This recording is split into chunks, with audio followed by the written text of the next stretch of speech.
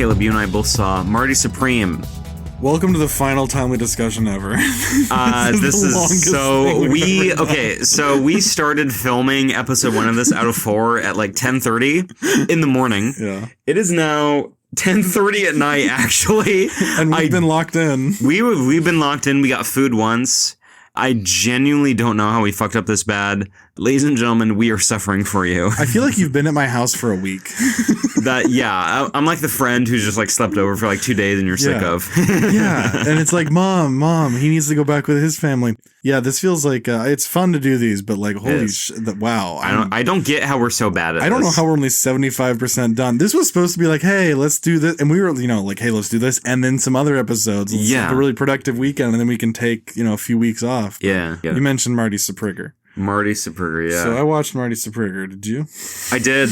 I watched it a week ago once it came to streaming. Don't say more. I know exactly how you felt about the movie.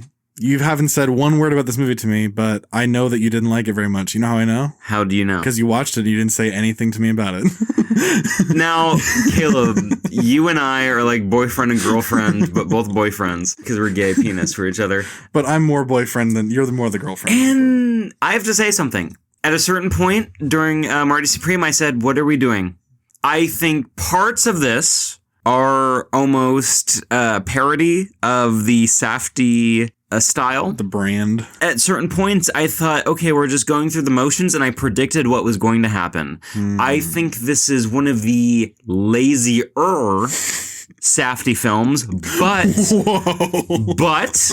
lazier. I'm listening. But Timothy Chalamet is fantastic. He deserves the Oscar out of all the nominees. Sure. Odessa what's her name? Odessa Azion.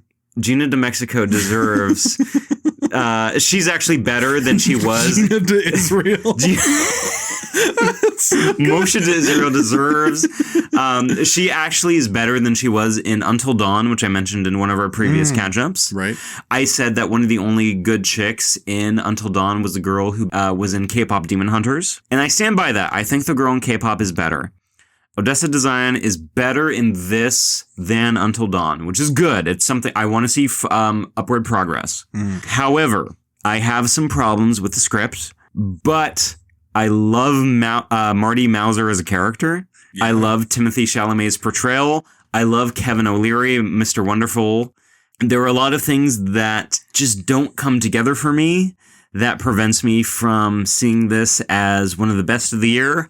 But it's better than Sinners. It's better than One Battle. I think it's pretty high up, but I have some problems I want to talk about. Did you say one of the lazier written, or did you just say lazier period? Lazier written. Okay, I thought you said that. Yeah. Get into that a little bit. What do you mean? Okay, so speaking of Safdie movies, I love Good Time. Okay. When I saw it, I was like, oh, this is like a soft 9 out of 10. This is amazing. Oh, wow. Okay. I like the Uncut Gems as well. You like the Uncut Gems? I like uncut those gems. Joey Diaz? What did you just say? Motherfucker, listen here. Motherfucker, this is from Uncut Get Gems. the fuck up right now. He's robbing Peter the PayPal. Fucking Supreme these Martys. We're going to fend the Spilatro brothers after you. I think that a lot of the set pieces that take place in Marty Supreme are poorly written. For example, there's a scene where him and Tyler, the Creator, are jonesing for money. In Good Time, I feel like something would happen, and scenes later, not immediately afterwards, you would see that his plan failed, and he needs to keep going, and there's like this always... this movie does have a good forward momentum, where something is always happening, like most Safdie movies. I think that the set piece in this film, like when he's getting money with Tyler, the Creator... something happens, and the next scene immediately afterwards, you see the fall of it and how they fail. And I don't want to get too much into spoilers, but I feel like every single scene in Marty Supreme is, oh, I have this idea. Look what's going to happen. And the next moment afterwards is, oh, the idea failed. Oh, I have this new idea. Oh, the idea failed. Meanwhile, in Uncut Gems, he's like, hey, I'm placing a bet, and then stuff happens in between, and then like something happens with a bet that fucks up. And you're like, wait, hold on, wait. There's time to let it sit. I feel like Marty Supreme's pacing with stuff that happens just happens way too quickly for my taste. And I thought it was lazy to just have it immediately happen afterwards, because there is something of like Odessa Zion is just like, oh yeah, there's a dog, we can get money from that. And she's like, I'm going to get money from that. Oh, I fucked up. And multiple things happen through this with Tyler Creator. Also the money with his shoe business. I just feel like things happen too quickly. If you would have straddled these, like for example, if you said, you know, I'm being kind of vague because I don't want to spoil this. But if it was just like, oh, shoe business, I might make money. Dog, I might make money. And then shoe business kind of failing. And then something in between. And then, oh, but there is forward progress. I would have liked it more. I will say this. The scenes where he's playing table tennis, fantastic. The Japanese antagonist, even though he's not really an antagonist, but he is for the story in pure, like, you know, narrative terms. He was aura farming, as the Gen Z would say. He doesn't say like a single word the entire film. I loved the idea of casting Abel Ferreira. Tyler the Creator, you did mention this earlier where I was just like, I don't know if he's going to be good. And you said, no, he's actually okay. I agree. Yeah. I was pleasantly surprised that he was actually good. He was beyond fine. I enjoyed watching him on screen. Kevin O'Leary, you wouldn't watch and go, is that just a guy from a reality show? Kevin O'Leary, fantastic in his role. Seems to. Gwyneth Paltrow as well. I mean, she's not stunt casting, but I enjoyed watching her as well. I do have to say something. There was something, and I saw this online. This isn't a detriment to the movie, but I do want to talk about something. People said, oh my God, I saw Penn Jillette in the credits, and I didn't know who he was. I immediately knew who he was. Yeah, those people are pretend. If you didn't recognize Penn Jillette, it's because you didn't know who he was, but you found out there's this guy who was stunt casted. You saw Penn and Teller. It's like, oh my God, I knew Elba Ferreira was going to be in it, but I didn't know his scene. And it's like, if you know who any of these people are, you immediately recognize them because they are super recognizable. Yeah, I will say Penn Jillette took like 5 seconds where I'm just like, who's this fucking like, you know, like farmer? When you first see him in that wide shot, and then you see a close up, you go, oh, it's Penn Jillette. Yeah, exactly. Timothy Chalamet, I think he delivers this performance where in a movie where you have like a New Yorker, it's really easy to have this kind of like Robert De Niro wag the dog type performance where he's just like, hey, I'm fucking New York. Fucking kill yourself, Nick. Fucking New York. He's like, what are you gonna do? You know, I'm fucking Marty Mauser. The fact that he was so confident in his delivery and he wasn't doing like an actual accent that made me think like, oh, this is just like King of Comedy Taxi Driver, you know? I was like, this is very refreshing. Yeah. I watched it and I said, okay, I'm following his story, and even though I have problems with the script, I'm following him through his journey, which is what you want to happen. So that is a big plus. But I do have problems with a lot of the story where it just kind of like, hey, something bad's going to happen. Oh, the bad thing happened. I didn't hate it. I think it's a well-crafted movie. I think it's at least, and this is like conservative, but like a strong 6 out of 10, which is good for me. At least 3 out of 5 stars. That's a 6 out of 10, yeah. Yeah. I mean, some might even call it 9 out of 15. What is that out of 200? But I just want to say I did enjoy this movie, but I do have problems with it. But it's not one of those things where I feel like people are ignoring the problems. I feel like it's just kind of something that I dislike. It's not like a one battle thing where I'm like, wait, hold on. The ending is just bad.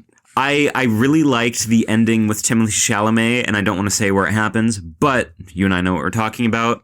I loved seeing the story of Marty Mauser. He's an interesting character. I liked following him on his journey, just like Howard Ratner in Uncut Gems and Nick Nikas in Good Time. Because his name is Nick twice. That's how I remember it. Yeah. The most Greek bullshit, whatever. How is Stavros not in a fucking Safdie movie at this point, by the way? Because he should be. Because Josh Safdie has a sense. Yeah. He has a sense for what is right and what is wrong when it comes to casting. He goes to Bushwick to meet a fat pedophile, and Stavros is like, hey, by the way, I'm fucking your penis. But if I may get a word in edgewise. Yeah. I'm pretty much done with what I have to say, so please tell me if you disagree. It's completely fine. I don't mean to come off pompous, but I do want to respond to some of this stuff before it leaves my mind. Yeah. Because you've said a lot of things here. earlier. Yeah. You said this is at least a 6 out of 10. A strong based on 6 out of 10. Yeah. Based on everything you're sharing, I'm really only hearing one criticism so far about the, like, you know, I want to throw up even mentioning this in the same breath, but the Last Jedi-ness of, you know, you set up a thing and then that thing is, instead of juggling multiple balls, you get one ball in the air and then, oh, we dropped that ball, get another ball in the air kind of structure of it. Outside of that, what else was an issue? Let me just say the script is very important to me in a film. That's something that I really latch onto, where if it has to be like really tight for me to be like, okay, this is actually Kino. There were a couple scenes where I was like, okay, what are we doing here? That just felt like a parody of Safdie films. Like, for example, one of my least favorite scenes in Good Time is when the drug addict, which I think that the brothers had a falling out about because he like fucked that 17-year-old. Buddy Rich, who's in multiple Safdie movies, who apparently legitimately tried to rape a minor on the set of that movie while shooting a flashback scene that was then trimmed. The scene where he tried to rape the girl is not in the movie. That's a misnomer because you do see him fucking this girl in this flashback. That's not the girl. Yeah. And apparently there was like threats of a lawsuit and all this drama, and that's why the Safdies don't work together anymore. Yes. Allegedly, we don't know more than that. This just came out like a week ago. The worst scene in Good Time is the one where he's like recounting everything and he's like doing acid that has like Pepe the Frog on it. Do you remember that? No. There is a scene and it's like it's the most jarring scene where he's like, yeah, I was doing acid. Like, I just got out of prison. Like, do you want to get fucking high? And he's like, yeah. And he does acid and it has Pepe on it, you know? Whoa. And I was looking at it when I was, cause you know, I was a racist individual back then, not anymore. But I was looking at it and I was just like, wait, hold on. This is actually extremely jarring and I don't think this would happen. And I think this is just kind of a thing of Safdie being like, we know the internet. And it's like, well, you don't. Marty Supreme has a scene, and I think you know what I'm going to say when I say this. There's a honey scene in the movie that I think is extremely jarring and kind of took me out of it for a bit. And I don't want to put too much on it because it really is like only 2 minutes of the movie. But it kind of did show me that he wasn't really interested in telling too much of a serious story. It kind of soured me a bit, which is funny because honey is pretty sweet. Yeah. When I watched it, for people, I mean, I don't want to say too much about it, but there's a scene where people and looking at it as like if your dad watched this, you'd be like, what the fuck are you showing me? Far be it from me to accuse you of getting opinions elsewhere. But are you certain, Nick, that you're not letting social media influence your takes? Because that is what all of Twitter was saying for a day once the movie went to digital. And if you recall, that scene doesn't exist for no reason. Because that is part of him trying to charm and disarm the character in a Better Call Saul. I understand why he's telling the story and why Marty pushes him to tell it to Kevin O'Leary. Yeah. I understand why it exists. But I'm looking at it, I'm just like, okay, so are you making this farcical? And that's the way I see it. In that sense, like I said, that scene in Good Time does detract from the movie. I'm just like, okay, hold on. You're just making this silly for like no reason. Yeah. And I feel like the Safdies in general, and I know this is just the good Safdie who's not raping. The other one didn't, by the way. But just for sure, artistic shorthand. Artistically, he's raping. Benny is raping. Yeah. So this is Josh doing this, right? Josh, the older, like, rabbi-looking Safdie. The one who's not Ronald acting. Bronstein. Who's not in Happy Gilmore 2. Yeah, they co-wrote, co-edited, Josh directed. Yeah. Josh, I feel like, inserted this in a sense, and it did really take me out of it, and it kind of soured me in a sense. And I know other people just think it's a funny scene, which is completely fine. This is the way I interpret the film. And I do have problems with how the Safdies film certain things. Like, I didn't love uncut gems in certain moments of it, especially when, like, Adam Sandler's like, oh my God, I'm about to come. Damn it, I really wanted to mention this because I was going to say, well, Nick, were you bothered in Uncut Gems when he's texting her for 2 minutes and he pops out and goes, I'm going to come? So I am consistent, to my credit, in some sense. And like I said, Marty Supreme is one of the better movies of the year. I would say it's my top 5. Okay. I love the final showdown. I thought it was great. The Safdies are really good at making enemies that you just want to actually murder and rape in real life.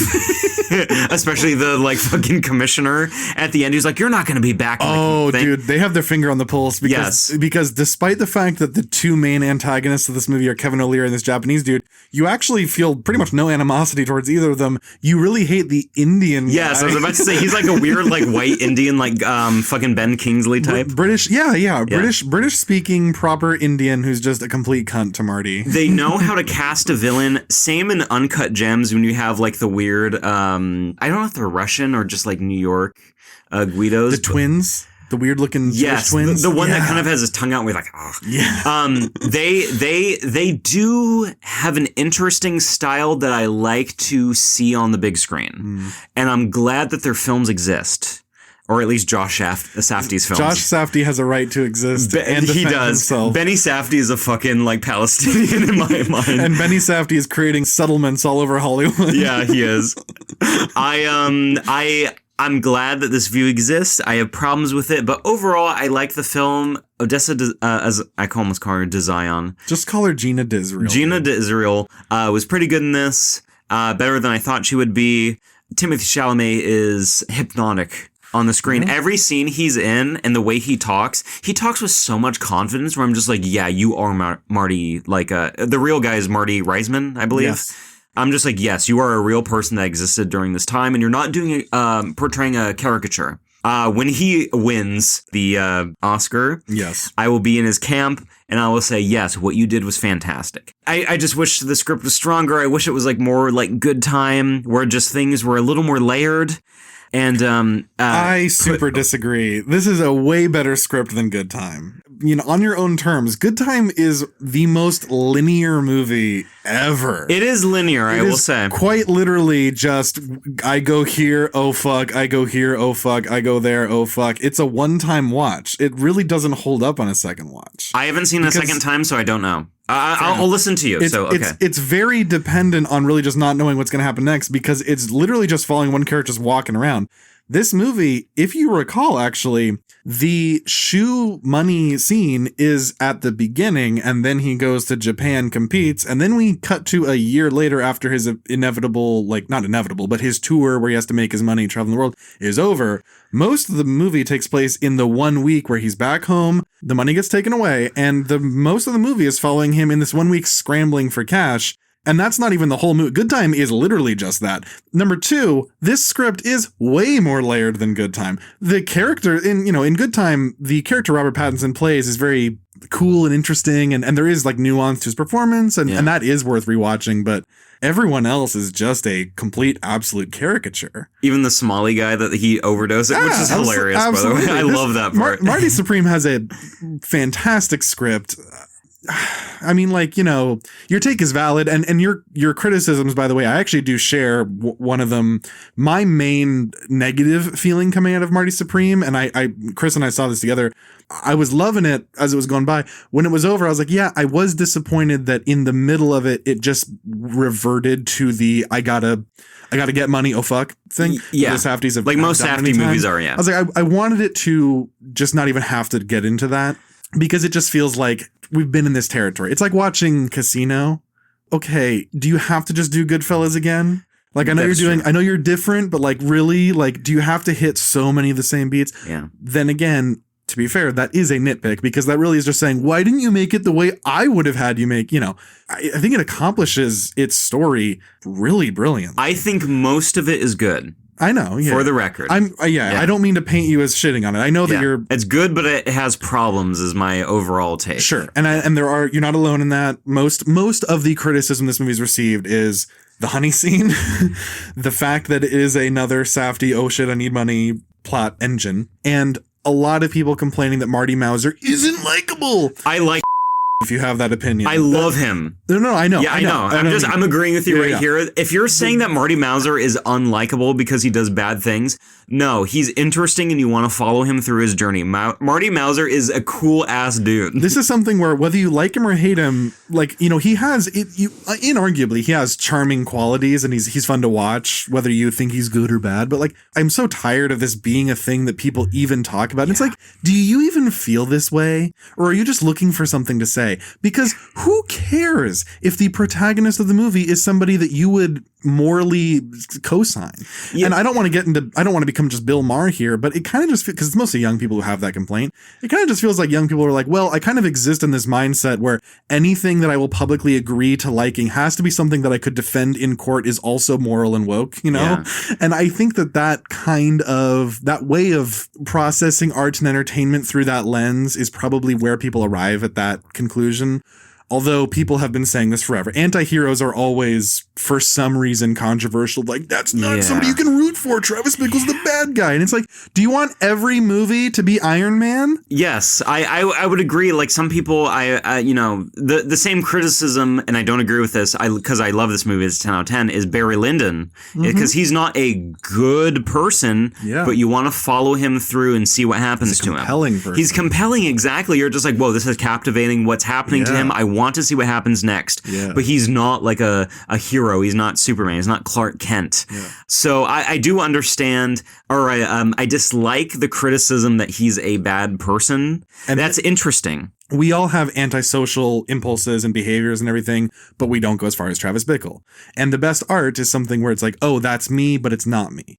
You know, the reason why so many people love Breaking Bad, you watch, you go, oh, Walter White, he's a good man. That's me, but it's not me. It could be me, but it's not. It could be me, but exactly. It's like alternate lives, other, paths in the road not taken, all that kind of thing.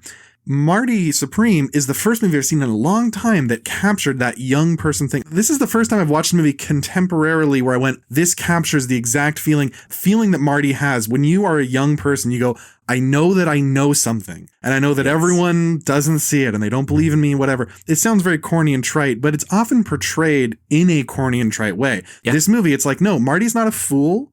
He does foolish things. He is blinded by his ambition. Yeah. But he also is genuinely like really fucking talented. He actually is good. He does have wits. He also has problems, which keeps him in this cycle. Like one character says to him at one point, and they're probably correct. They say, Marty, you're never going to be happy. Yeah. And you know that that's kind of true. Yeah. He has all the potential, but that's not always enough. This is such a good movie at portraying how like being right doesn't always mean you're going to win. It's not enough. You have to also be a good person. Marty can't see that. This is such an honest portrayal of that. And I was like, oh, yes, thank you. Thank you for finally giving us a movie not starring Ryan Gosling that is like male Kino. It's like, yes. I will say Timothy Chalamet. I want to give Marty Supreme. It wins the Billy Costigan Award for Caleb Linder here. Billy Costigan is the name of Leonardo DiCaprio's character in The Departed. The Departed is the first movie chronologically in Leo's career where he's not like a babyface. And it's the first time where it's like, oh, he's playing a man. Okay, he's delivering on the promise of the young movie star that we all thought could be like, oh, he's actually like in a role where he's just like owning it. He's owning the screen. Marty Supreme is the first time I've seen Leonardo DiCaprio, Timothy Chalamet in a role where I was like, oh, you've actually grown into your shoe. Yeah. I liked him in Complete Unknown. I thought he gave a good performance. I loved him in Call Me By Your Name. And he's, he's playing a high schooler. And I think he was a high schooler when he did that. Nothing against him. But mostly it's been a lot of duds, in my opinion. I haven't really loved his career. But when I was watching this, I was like, oh, you're here. You finally arrived. You've done it. I think he's earned the high on his own supply-ness that he is. People are calling him annoying for promoting this movie. I disagree. Honestly, It's the most successful A24 movie. It's one of the most successful budget to profit ratio movies, apparently American made this year. Yeah. He's getting people to see his movie, and it's a fantastic movie. Yes, I like him as a promoter for the film, which I believe more actors should do. He is like in a Marty Supreme jacket, and I know it's Oscar season. Yeah. But the fact that he's out there, he's filming. People thought he was this one UK rapper called SD Kid, and he just does a song with him, which is, by the way, crazy. It's good. Timothy Chalamet is going balls out, and I respect it a lot. Fantano reviewed the song too, and he's like, "This is not good hip hop." Oh, but like, you bald cunt. You bald actual. You need to. Timothy Chalamet is a good actor, and he was good in that song. And your wife is black, and she divorced you. He also reviewed Marty Supreme recently. That's very funny. He also reviewed Marty Supreme recently. Did you see this? I didn't. Fantano did a movie review of it, and I saw a thing on Twitter that somebody quoted it, and calm down. I saw that somebody shared the link on Twitter, and they were like, "This is one of the worst movie reviews ever." And I was like, "I need to know." Okay. I started it. I didn't get 2 minutes. He goes, Marty Supreme is a ridiculous movie because you don't even understand how he started learning ping pong. You don't know why it means anything to him. I want to know, how did Marty Supreme learn ping pong? Why does he think he deserves to be a champion? It's like, what are you talking about? Anthony, stick to music, you fucking bald cunt. Stick to music, which you also can't review, you fucking... He gives terrible reviews a lot of the time. Yes. No, you should not be reviewing film if your entire career is just like, oh, I'm going to suck J. Cole's dick and also Kendrick Lamar's. He actually hates J. Cole. J. Cole just released his final album, The Fall Off, which is like really good. It's like probably one of his better works. It's too soon to know, yeah. But it's like great. And he gave it like a 7. He's like, this is pretty good for what J. Cole's capable of. It's like, you just give anyone their flowers. You bold. Gave My Beautiful Dark Twisted Fantasy, which is widely regarded as one of the best rap albums ever made, a 6 out of 10. This is one of those things where I don't really listen to Fantano because I don't really care about music, but everybody says your review of that was like your worst thing you've ever done. Oh, I'm happy. Yes, I know that. Like I said, I don't know much about Kanye, so I can't speak to it, but from what I've heard, I would probably tend to agree with you that it is one of his better projects. Oh, yeah. And it's not a 6 out of 10. It's transcendent. Yeah. It's beautiful. So I will agree with you in essence, but Fantano I just hate as a concept. Terrible. One of the worst reviewers. A lot of the time he just like hates music, which is hilarious for your job. I'd love to see Marty hit like a lead ping pong ball through his I would love to see his fucking sharks. Oh my god. Yeah, Anthony Fantano gay. Timothy Chalamet, you're fantastic. Thank you for you're really good. I wish Marty Supreme had a better script, but I think Marty Supreme is a decent film. If you win stuff this Oscar season, I will be happy if it's over One Battle or Sinners. Let's have this be the last time we ever even talk about the Oscars, because like I'm filled with so much hate. I hate them. I want to say I watched this movie on like a Wednesday night after it had been out for a couple weeks in a like random theater, packed audience. This movie, so many people saw this movie. Everybody was vibing with it. It was like listening to Joey Diaz talk about seeing Rocky in the 70s. Yeah. It was like, I was like, wow, I'm like in a different time where everyone was just with it. And when the cheer moments happened, people were like, fuck yeah. Like you could just feel the energy in the room. People were so happy to be seeing something that was like just worth their time. Yeah. And I felt that thing, that gay thing that all filmmakers talk about, like, seeing a movie in the cinema. It's a communal experience. Yeah. I actually felt it for the first time since, I don't even know, like the first Avengers, maybe. Okay. I mean, for a 12-year-old. Yeah, I get what you're saying. Yeah, yeah. I'm glad that this movie made money because it's important for people like the Safdies, or at least the good Safdie, Josh Safdie, to have auteurs make money off of their art films. Because I'd feel like most people, if this wasn't released during Oscar season, would just see it as a thing of just like, oh, it's about like table tennis and it's, it's shot in a way that's cool and doesn't make, it's not normal. Which is how the Safdies have always been treated up until this point. Yes. And there are some exceptions. But I'd say Marty Supreme is their most successful film. Oh, yeah. In general. By the way, the scene, and I know Marty is doing a character and he's meant to be like, just like haughty about this, but the fact that he goes to Egypt and he's like, the pyramids, we built that. So, some people have detracted that as just like, oh my God, he's wrong about this. I'm like, he's an unreliable narrator, right? Yeah. He's not a good person. Also, who do you think built it? I mean, I think aliens built it, but if humans did it, who do you think was the slave labor at that time? People just love being anti-Semitic. Yeah. Where it's like, actually the Jews. Yeah. What are you talking about? And I get it. I think it is worth watching if you like table tennis and you want to see the folly of somebody who's very self-confident. Oh, yeah. Yeah. I will give it a recommendation. One other thing that I just remembered, I love that because with Good Time and Uncut Gems, my only gripe really while watching them, and I have more gripes afterwards, the only gripe I had while watching it was that both of them end with like it makes sense what happens. Yeah, but it's very quick. Similar to Edmund, it's kind of like, well, I guess it'll end this way. But I really was hoping this built up to more.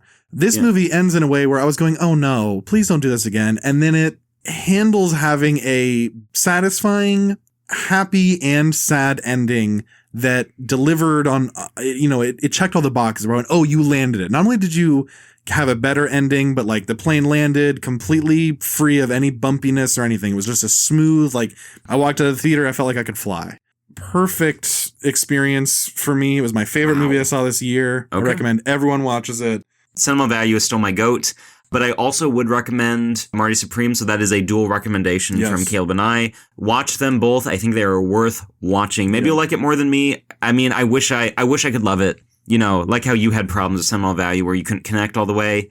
It's fine. We disagree, but we both like them. To clarify, I love Sentimental Value. Yeah. I love literally everything except one thing about it. That's really it. I love, and to clarify, I love certain parts about Marty Supreme that where I'm just like, this is extremely good. Yeah. And it's mostly Timothée Chalamet, which you should watch for him alone. If you want an adrenaline rush, watch No Other Choice, watch Weapons, watch Marty Supreme. They are just like cinema's back, 2025. You know, mostly ass rape, but there was some lube near the end.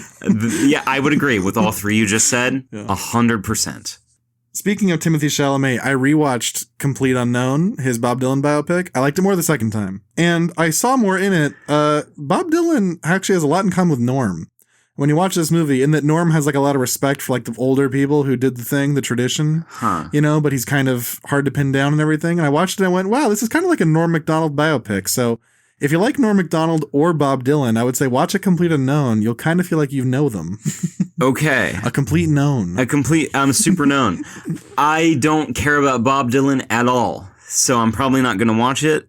But to people like Bob Dylan, cool. It's one of those things where it's like it doesn't appeal to me, but I'm not going to detract anything from that because films appeal to different people. It's not for me, so I won't say anything else on the matter. There's a few Dylan songs I like. I don't really care about them too much. Yeah. And as a not really caring about Dylan guy, it's a good enough movie where like you don't really have to care. Oh, cool. It's way better than Walk the Line, which was also done by James Mangold, same director. It's one of the better musician biopics where it's not like just the most cliched thing. It actually is a movie with a story where it's really not even about his music. It's about the guy and what he was doing during this short period of time before he was famous. It's good. Yeah, you're not like, there's nobody being like, what are you, all along the Watchtower or something? And he's like, is anything in? I'm like a Rolling Stone over here. Speaking of cliched, terrible musical biopics, I also started Springsteen on Hulu, which Paul Schrader said was his favorite film of 2025. With the bear in it. Starring the bear. This is one of the dumbest things ever. I don't think I made it 20 minutes. This movie starts with a bad black and white photography, like Nebraska. Did we talk about that? We did, yes. Not well done. Yeah. This starts with bad black and white of a child walking into a bar and he's like, Daddy, when are you going to come home and not be an alcoholic? And then it just jump cuts to Bruce Springsteen, already famous. This was edited like Gotti.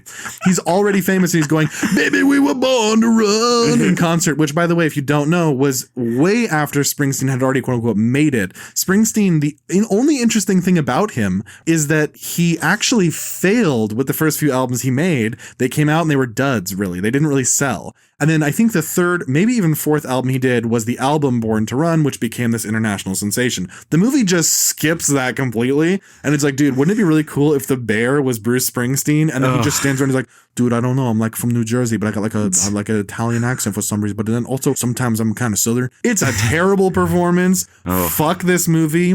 It's called Springsteen: Deliver Me from Nowhere. I think it was originally called Deliver Me from Nowhere, or maybe it was even called Born to Run. I think the title's changed a few times. But they had to put Springsteen in so people knew what it was about. Paul Schrader got dementia from his wife. It's official. It's an STD. His wife has, I feel bad about saying that. His wife has Alzheimer's or something like that. Mary Beth Hurt, the youngest daughter from Interiors. Yeah. Okay. Yeah. It's sad. But Schrader is crazy and he enters unwashed into a world of the bear or something. I thought that was just shit. And not Jeremy Allen White, he's the main guy. Jeremy Strong plays like his agent or something, and he's like, you're doing real good. Roy Cohn. Yeah. He's like, you're doing real good. We're gonna take over the fucking world. Forget about it. And I was like, whoa, what are you doing in this movie? Then I watched The Canyons. Okay, I'm surprised you watched this because everything I've heard is like this is like the worst thing ever. And I'm surprised that you even sat down to view this. Because why? It's uniquely bad, which is exciting to say. That is There's exciting. Only so many times I've seen something where I said that was uniquely bad. Mm-hmm. The Canyons is a Bret Easton Ellis, Paul Schrader team up that famously was like this huge fiasco. Where Penis Ellison, Bret Easton Ellis of American Psycho fame, had dinner with Paul Schrader and some guy who was the producer of The Canyons. They had dinner in a restaurant talking about Lindsay Lohan. And they were all like, guys, let's make a movie with Lindsay Lohan. We can set it in LA and we can shoot it for cheap because we'll just use like our houses and it'll be like a sexy thriller about whatever. Well, who knows? Let's do like an experimental thing. And then apparently Lindsay Lohan was like a nightmare to work with. And they compared it a lot to Marilyn Monroe, who famously was like impossible to work with and would have like tantrums and stuff and show up late and be on drugs all the time and, being raped by the president, basically. We can say it. He's dead. Yeah, it's not too that soon. did happen Can according be to raped Andrew Marilyn Dominic's Monroe. movie Blonde. And also just, reality. Yeah, and also truth. Yeah.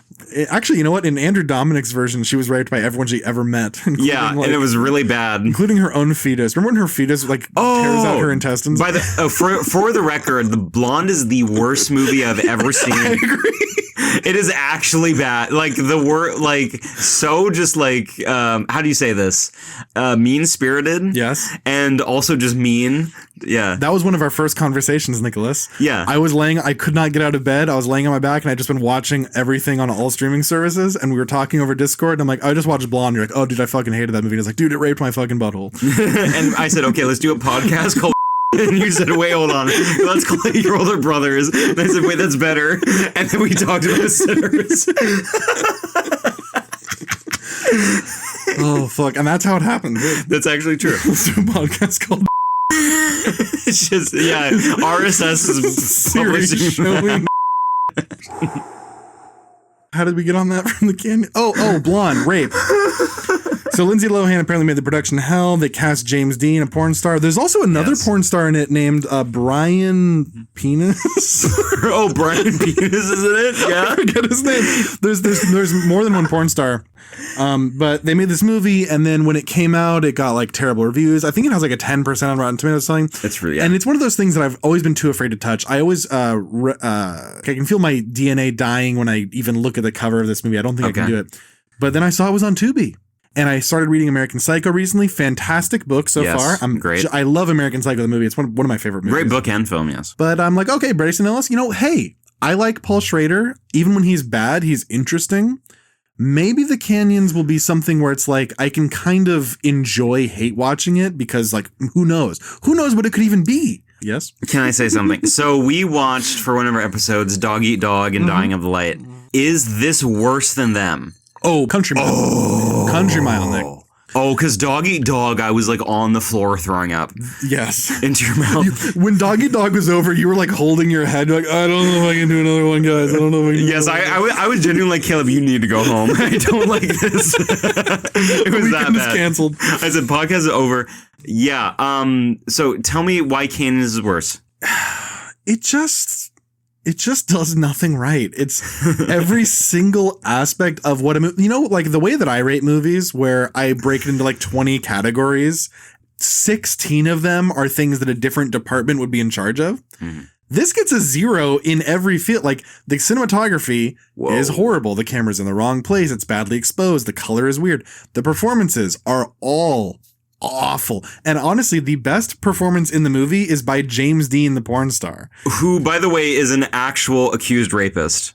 Really? Yes. So James Dean, not the guy who crashed on a motorcycle or in the Spider or whatever he fucking died in. Yeah. James Dean, the porn star, Deen. He has genuine like evidence. And I think this was basically when you're on set, a lot of porn stars kind of just like have sex, just for fun after the scene ends because it is a job and they like to do it, Apparently he would just do that without her consent. To some women, I don't know their names because I forget, but he has actual allegations against him that are like Weinstein level, like you. Oh no. And it's not just one chick that didn't like working with him. It's a lot. Damn. It's a lot that you would know. Ron Jeremy went to jail for rape. As he should. And the other guy that we were talking about actually last time you were here, I always forget his name. What was he in? What was his penis Nothing. like? That's the problem. Is he's not famous. What does the penis look like? Tell me. Was he circed or uncirced? Tell me. Was he long or soft? Was it small or big? Tell me long or soft? Was he a soft long or hard long? Tell me. Tell me. What was the cock like? Tell me his head. Normal penis. Phimosis or not? He's not famous. He's not famous is the problem. So it's like he's just a guy who did porn. But we found him. Do you remember that? And yes, you told me, like, you showed me his mugshots. Yes. I don't know his name, but I know who you're talking about. He's just some guy who made porn where he's like, guys, the premise of this video, there's a lot of porn that's like, we're breaking into someone's house or like we're raiding someone's dorm. And then, it's like everyone's obviously in on it. But he, I guess, thought that all was real. He's like, we're going to do that. So he like filmed himself breaking into like condo-esque apartments on like campus somewhere or something like that. Yeah, it was in college. And he just like raped somebody and filmed it. I know what you're talking about. She was like reported to the police, and then they were able to track him like, oh, it was this guy, and he filmed his crime, and he's selling it on adult DVD. And it's like, just like proof, yeah. Anyway, I think I'm getting the story right, but anyway, James Dean rapist, interesting. Yes. We're going back all the way to the beginning of one of our episodes. Mr. Captain Kirk, I rape your penis. I label your penis. I label your penis, Captain Kirk. Yeah. The Canyons is bad. The acting is terrible. Really, I could go on. Every element of what goes into making a movie is badly done in a way that even film school films are better. Which is saying a lot because you've seen some of my classmates' cohorts projects. So are you saying that the individual that did a project that was better than the Canyons? In certain aspects. Yeah. Okay, guys, I don't know how much more I can say because this is actually like somebody's work, but the fact that Caleb is agreeing to this and he's looking me straight in the eyes right now, I know he's telling the truth. I believe him 100%. There is one scene in this that I was like, is my TV breaking? I never thought I'd say this. This movie is so bad that it manages to make Bret Easton Ellis' dialogue unbearable. This is his wheelhouse. This movie about like, rich, vapid, shitty people. And it's like, oh yeah, Bret, bring it on. And he defends it, by the way. He's like, I think it was an interesting experiment. It's like, okay, Bret. He defends a lot of shit that he's put out. Really? Some of his other books or other adaptations, I think. There was one with Robert Downey Jr., I think Lesson Zero. It was one thing when he was like on drugs. And, oh God, what was it? I know. Amber Heard. Yeah, whatever it is, I forget, but his adaptations actually have kind of a shit track record. Like, American Psycho was lauded as like, this masterpiece now. Wasn't really at the time, but it got its flowers. Rules of Attraction is kind of like whatever to most people. I read the book, but I haven't seen the film. I own it. And then everything else is just kind of like, what are you doing here? Like his book Lunar Park, I think is like kind of tongue in cheek. I don't know if it's this or another one, but like Patrick Bateman comes back, but like as a book character who becomes real. And it's like, what are you doing? What are you doing, you actual gay? Anyway, point I'm trying to make is it was lightning in a bottle with Mary Harron and American Psycho. And career could never recover from that. Yeah. And I don't like. I mean, I know we got on this from like Bret Easton Ellis, but like going back to the Canyons, it's bad. I kind of have wanted to watch this for a while because I've known about it. Yeah. And then the fact that you saw that, I was like, this is like you watching The Room. Yeah. And I was just like, okay, hold on. I also was going to watch O Canada right after Canyons. Oh, you didn't finish it? I had a whole night blocked out, and I had Canopy, and I saw they were both on there. Yeah, they are. I watched the Canyons, and then I was like mentally puking for the next 3 hours. I literally, when the Canyon was over, lights fully on, I turned off the TV and I rolled over like Squidward when he says future. Yeah. And I laid there, and then I passed out around like 9 p.m. And then I woke up at like 8. Like I slept like Jack Torrance in The Shining with like an ocean of drool. Like it really killed me. It hurt me that bad. So I didn't even get to O Canada. So let me say something. Paul Schrader's newest film. I've seen O Canada. I saw it on Canopy. It is probably better than the Canyons, just in the fact that it's an actual film. Terrible. Jacob Elordi's in it. Richard Gere. Michael Imperioli is just like a documentary film director. And he's bad. Yeah. And he doesn't also appear like a documentary film director. Like he's just like bad at his job. Yeah. So insane. Oh, Canada is one of those things where it's like, because Paul Schrader's Canadian, right? No. Isn't he? No. I thought he was. No, he's born and raised in Cedar Rapids. Okay, I believe you. I thought he was Canadian. Maybe there was some other producer that was Canadian. And I don't, because why would he make a Canadian movie? Nick, he's made like 50 movies. It's not like they started with Well, this. he actually has autism. Why would he make a German rape horror movie and then call it The Exorcist 4 when it wasn't an Exorcist? Why would he make cat people if he's not a cat? Why would he make the canyons? Like if he's not a canyon? Nick, why would he make any of Okay, these? hold on. Okay.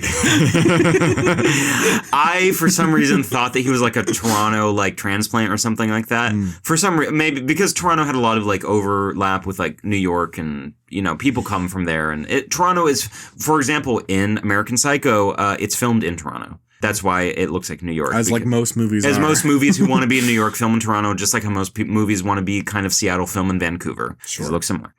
For some reason, I guess I thought he was Canadian, but I guess I'm just gay. Oh Canada, my God, has one of the most like stupid endings I've ever seen. Grand Rapids. Sorry, not Cedar Rapids. Don't kill me, film fans. Sorry, go ahead. Okay. Grand, whatever. Yeah, so Grand, yes, that. One of the worst endings I've ever seen in a Paul Schrader film, and we watched Dying of the Light and Dog Eat Dog. I haven't seen The Canyons, but I've seen Texture Driver. Considering 25 of his 50 credits have the worst endings ever. Yeah. That's saying a lot. Yeah.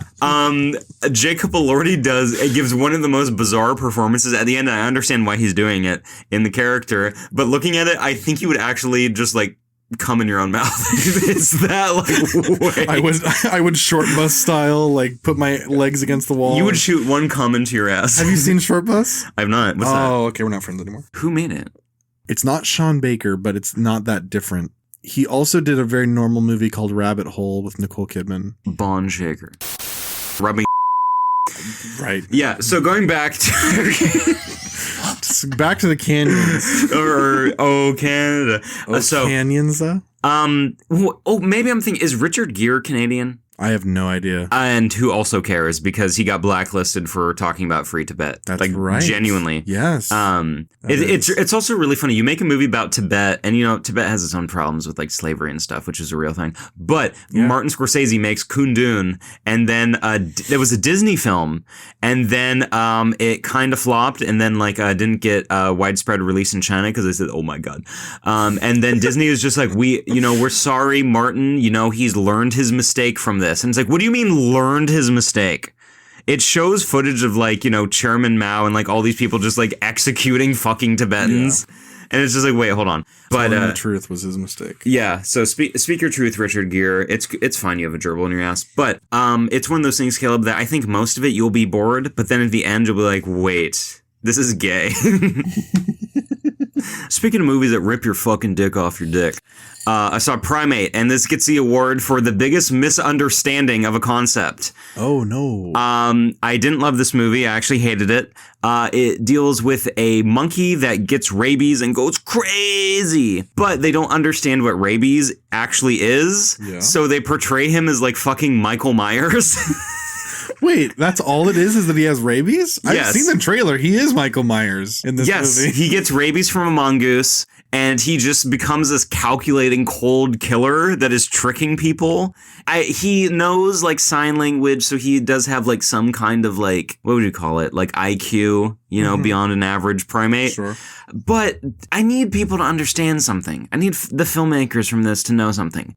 Rabies doesn't make you smart. So watching Primate was hilarious. It takes place in Hawaii, which is cool. Yeah. I like to see movies that take place not just in LA or just random place, but is filmed in LA, And it has the actor from Coda, who's the male deaf guy.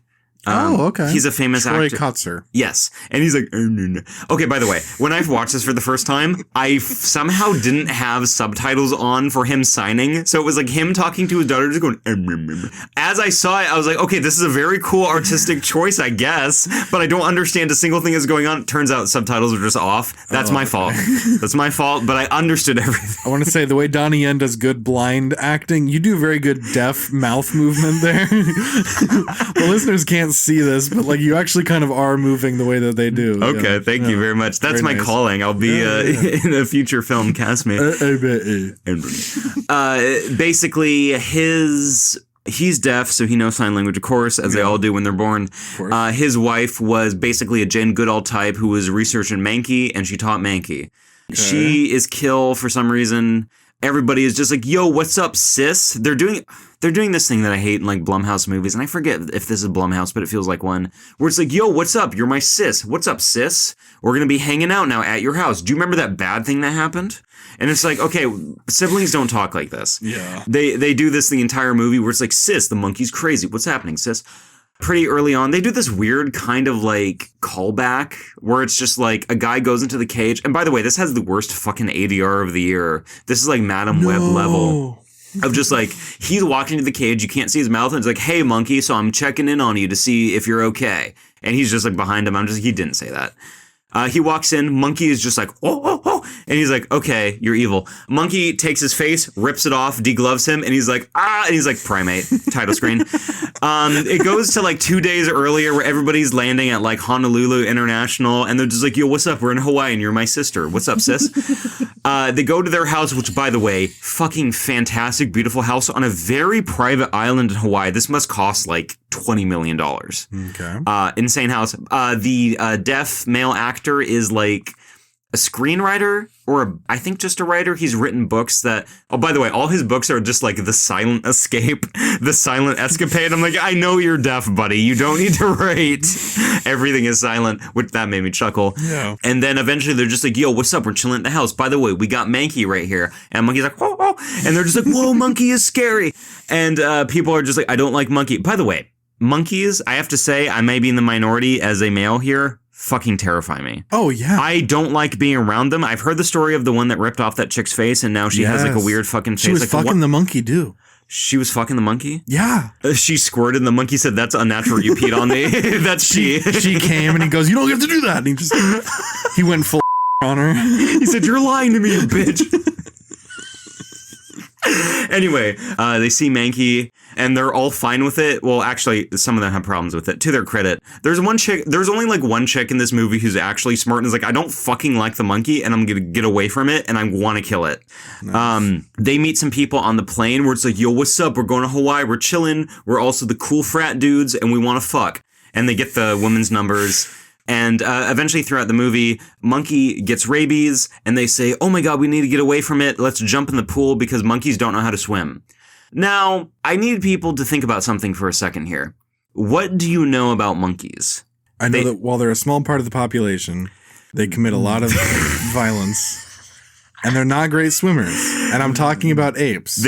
You're talking about apes and they do have opposable thumbs. And they do twerk as a mating signal. They do that.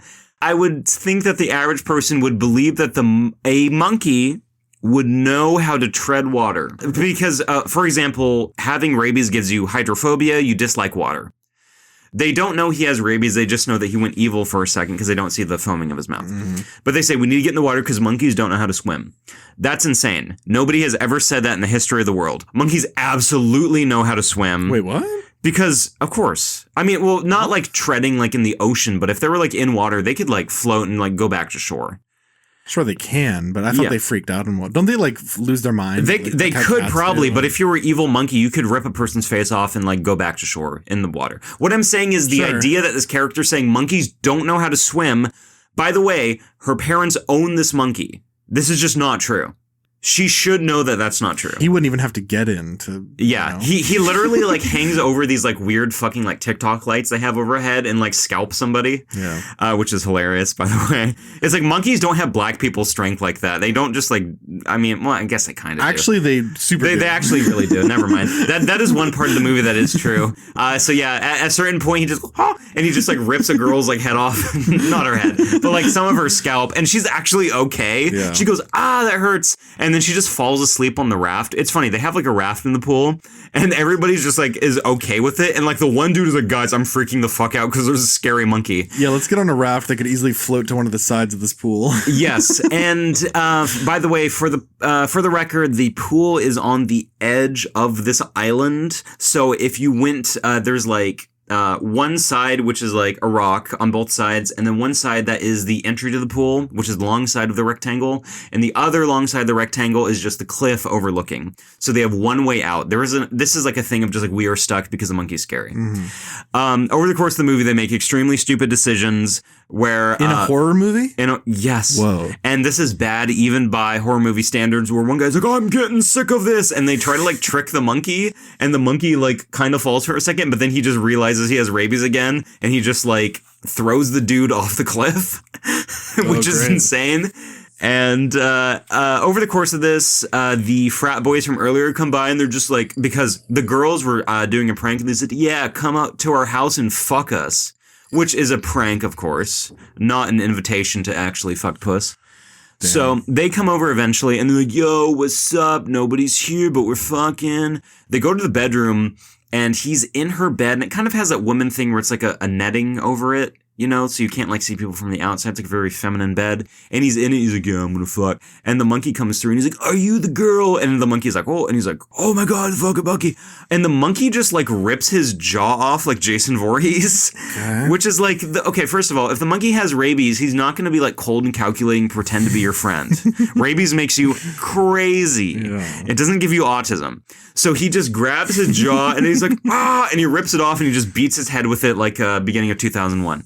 And then the black friend comes in, he's like, man, what the fuck? My dick, man, what the fuck? Monkey bursts through the fucking glass like Michael Myers, and is just evil. And eventually Deaf Dad comes home, because he's like doing a book signing, but like nobody answered his texts. And he's like, what the fuck going on?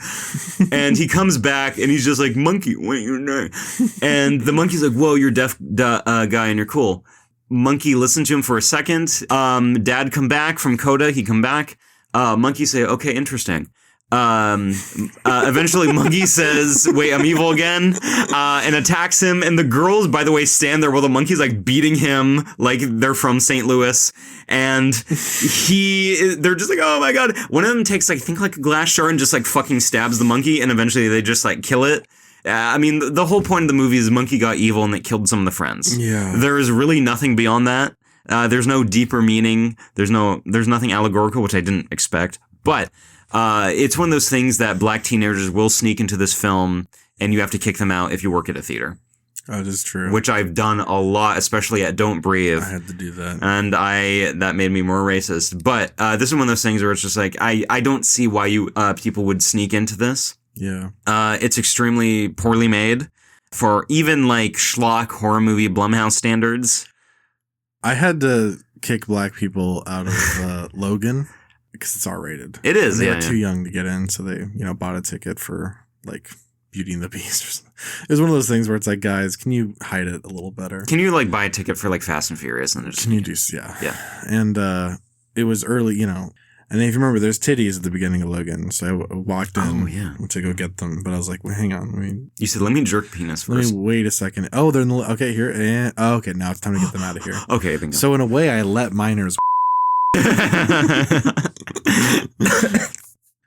You guys mind if I get a little Japanese on it?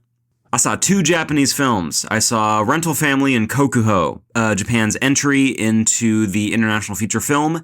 It is the highest grossing live action Japanese film ever. Whoa. And a lot of people don't realize that, judging by your response. And I didn't know that either.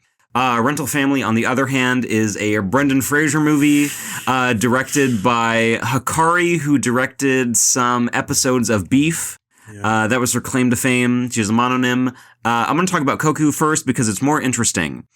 This has Ken Watanabe in it. He was in Tokyo Vice, and he's been in a lot of like Japanese-American co-productions. You've definitely seen him if you've seen anything Japanese. Mm-hmm. He is one of the most famous Japanese actors of all time, and I love him. Coco was okay. I didn't love it. It's about kabuki performers. The people, if you don't know what kabuki is, it is their version of theater. And male performers in kabuki play female roles because back in whatever period of Japan it was, women were banned from performing. I don't know why. So you would have a lot of men perform like, feminine theater. And they were respected for this. They made a lot of money, and this wasn't a thing of just like, oh, you're gay because of doing it, you know? It was a different society back then. And even then, you were highly respected for doing this role. I think it's fine.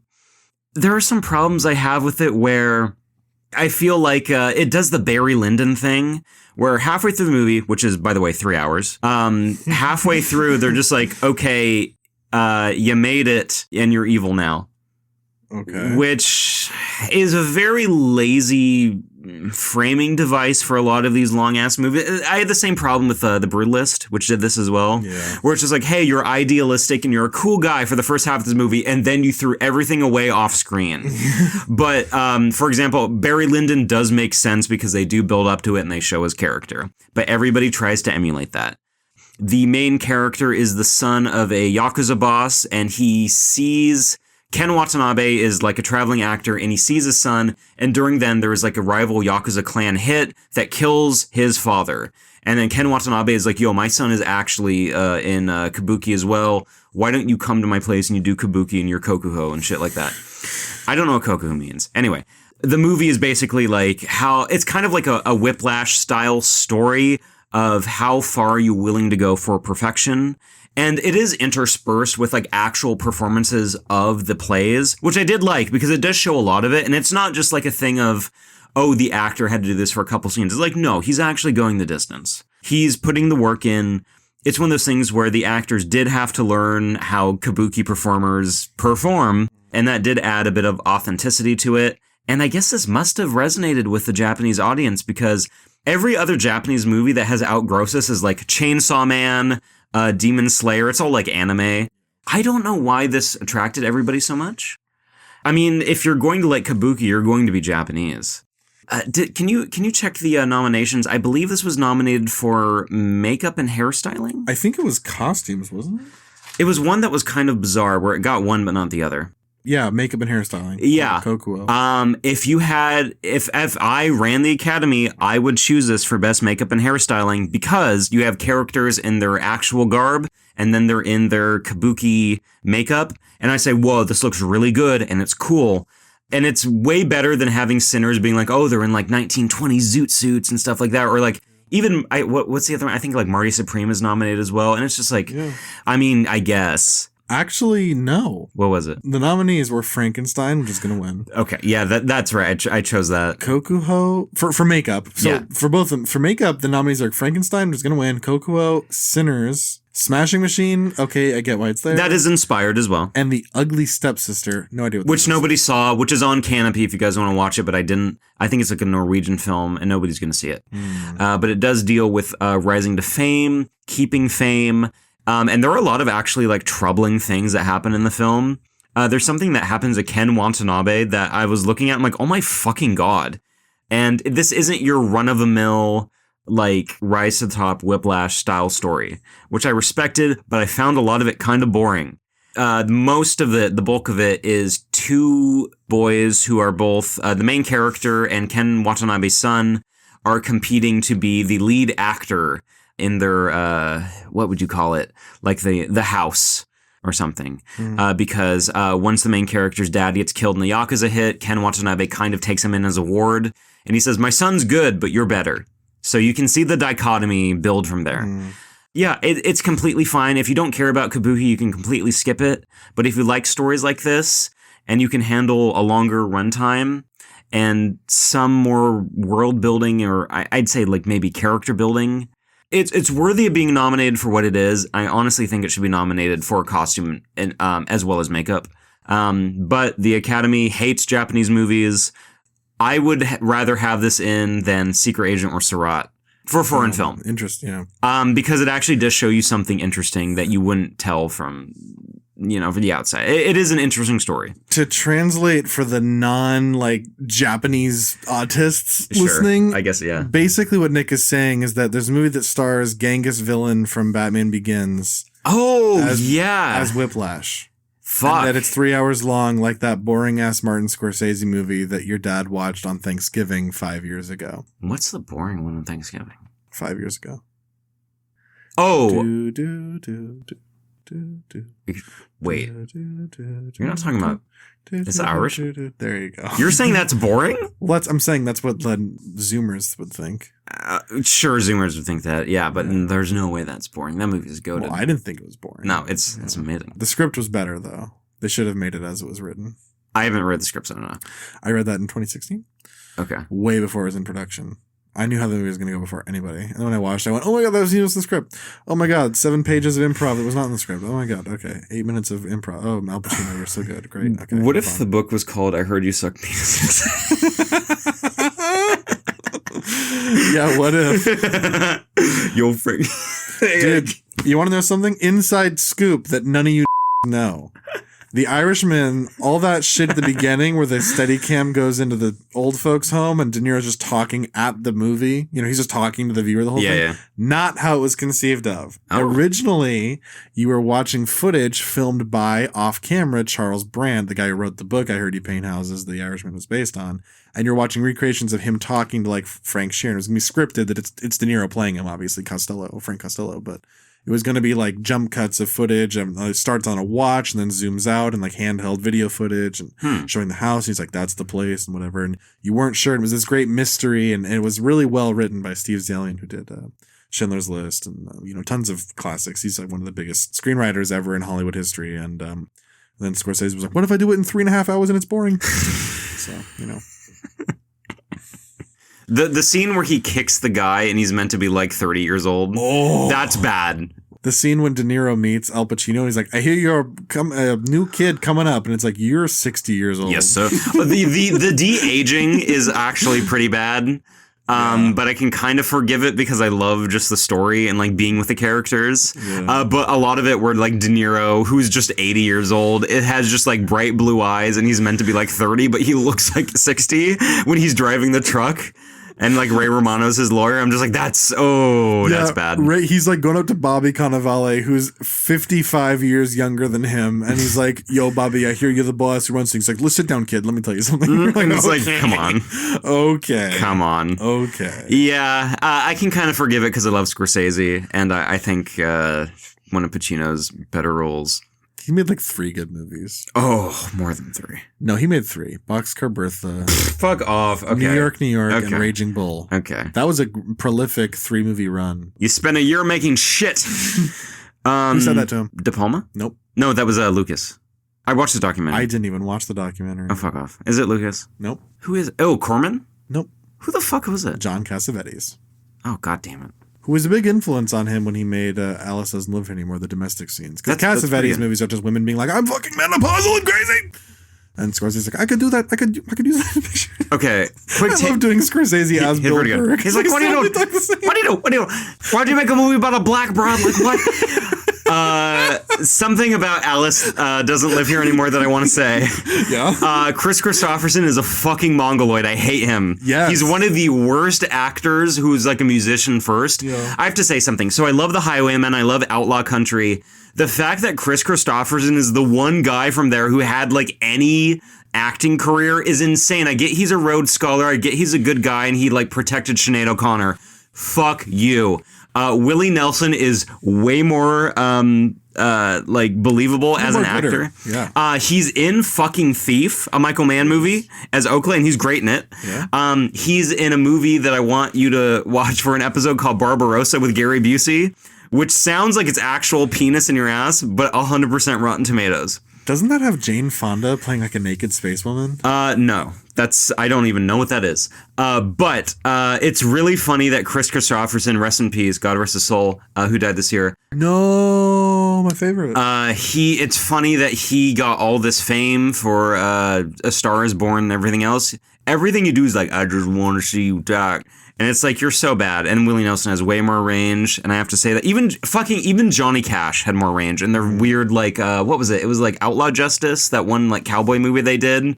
They even had Waylon in it. Chris Christopherson, kill yourself. I mean, you already have, but yeah. We can say it. What's he going to do? Yeah, what's he fucking going to do? Can't kill himself again. He committed suicide. I don't care what the autopsy I don't even know what it is. I think he did, yeah. Tell the truth. Release the footage. Chris Christopherson hanged himself in his cell. Shot himself 100 times in the head. Yeah, I Googled it. It was Barbarella. That's the movie. Yes. Jane Fonda was yeah. I also want to say something. Martin Scorsese has never made a movie with diversity. There's a black broad in King of Comedy and Mean Streets. Yeah, that's true. There's also a black guy at the beginning of The Departed who gets a rock thrown at his head.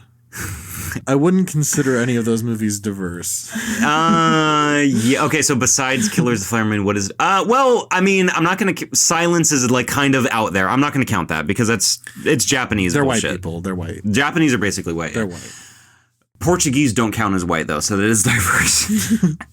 No.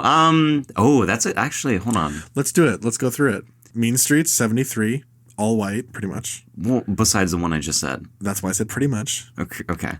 Alice Doesn't Live Here More, 74, white. White, yeah. Taxi Driver, black guy gets shot, 76. You know who lives up there? An individual. By the end of the movie, none of the black people are still alive because Marty kills one of them. He kills Travis kills the other one. And then the one in the yeah. Yeah, I agree. So 76, 77, New York, all white. I never saw it. Raging Bull, 80. Black people get beat the fuck up. No, you know, actually, Ray, Sugar Ray Leonard, because he goes, "You never knocked me down, Ray. Never got me down, Ray." Yeah, no, but that's pretty diverse, actually, though. Pretty diverse. I think it has at least, well, Sugar Ray Leonard, I guess. What I'm saying is the black people. Yeah, I'm trying to think through everything else. Let me help you. 1982 King of Comedy. No. Yeah. 84 After Hours. They are not portrayed well in that movie. 80 fuck, was it 85 or 86? Oh no. I don't know the year. Caleb has to kill himself. 86. It was Color Money.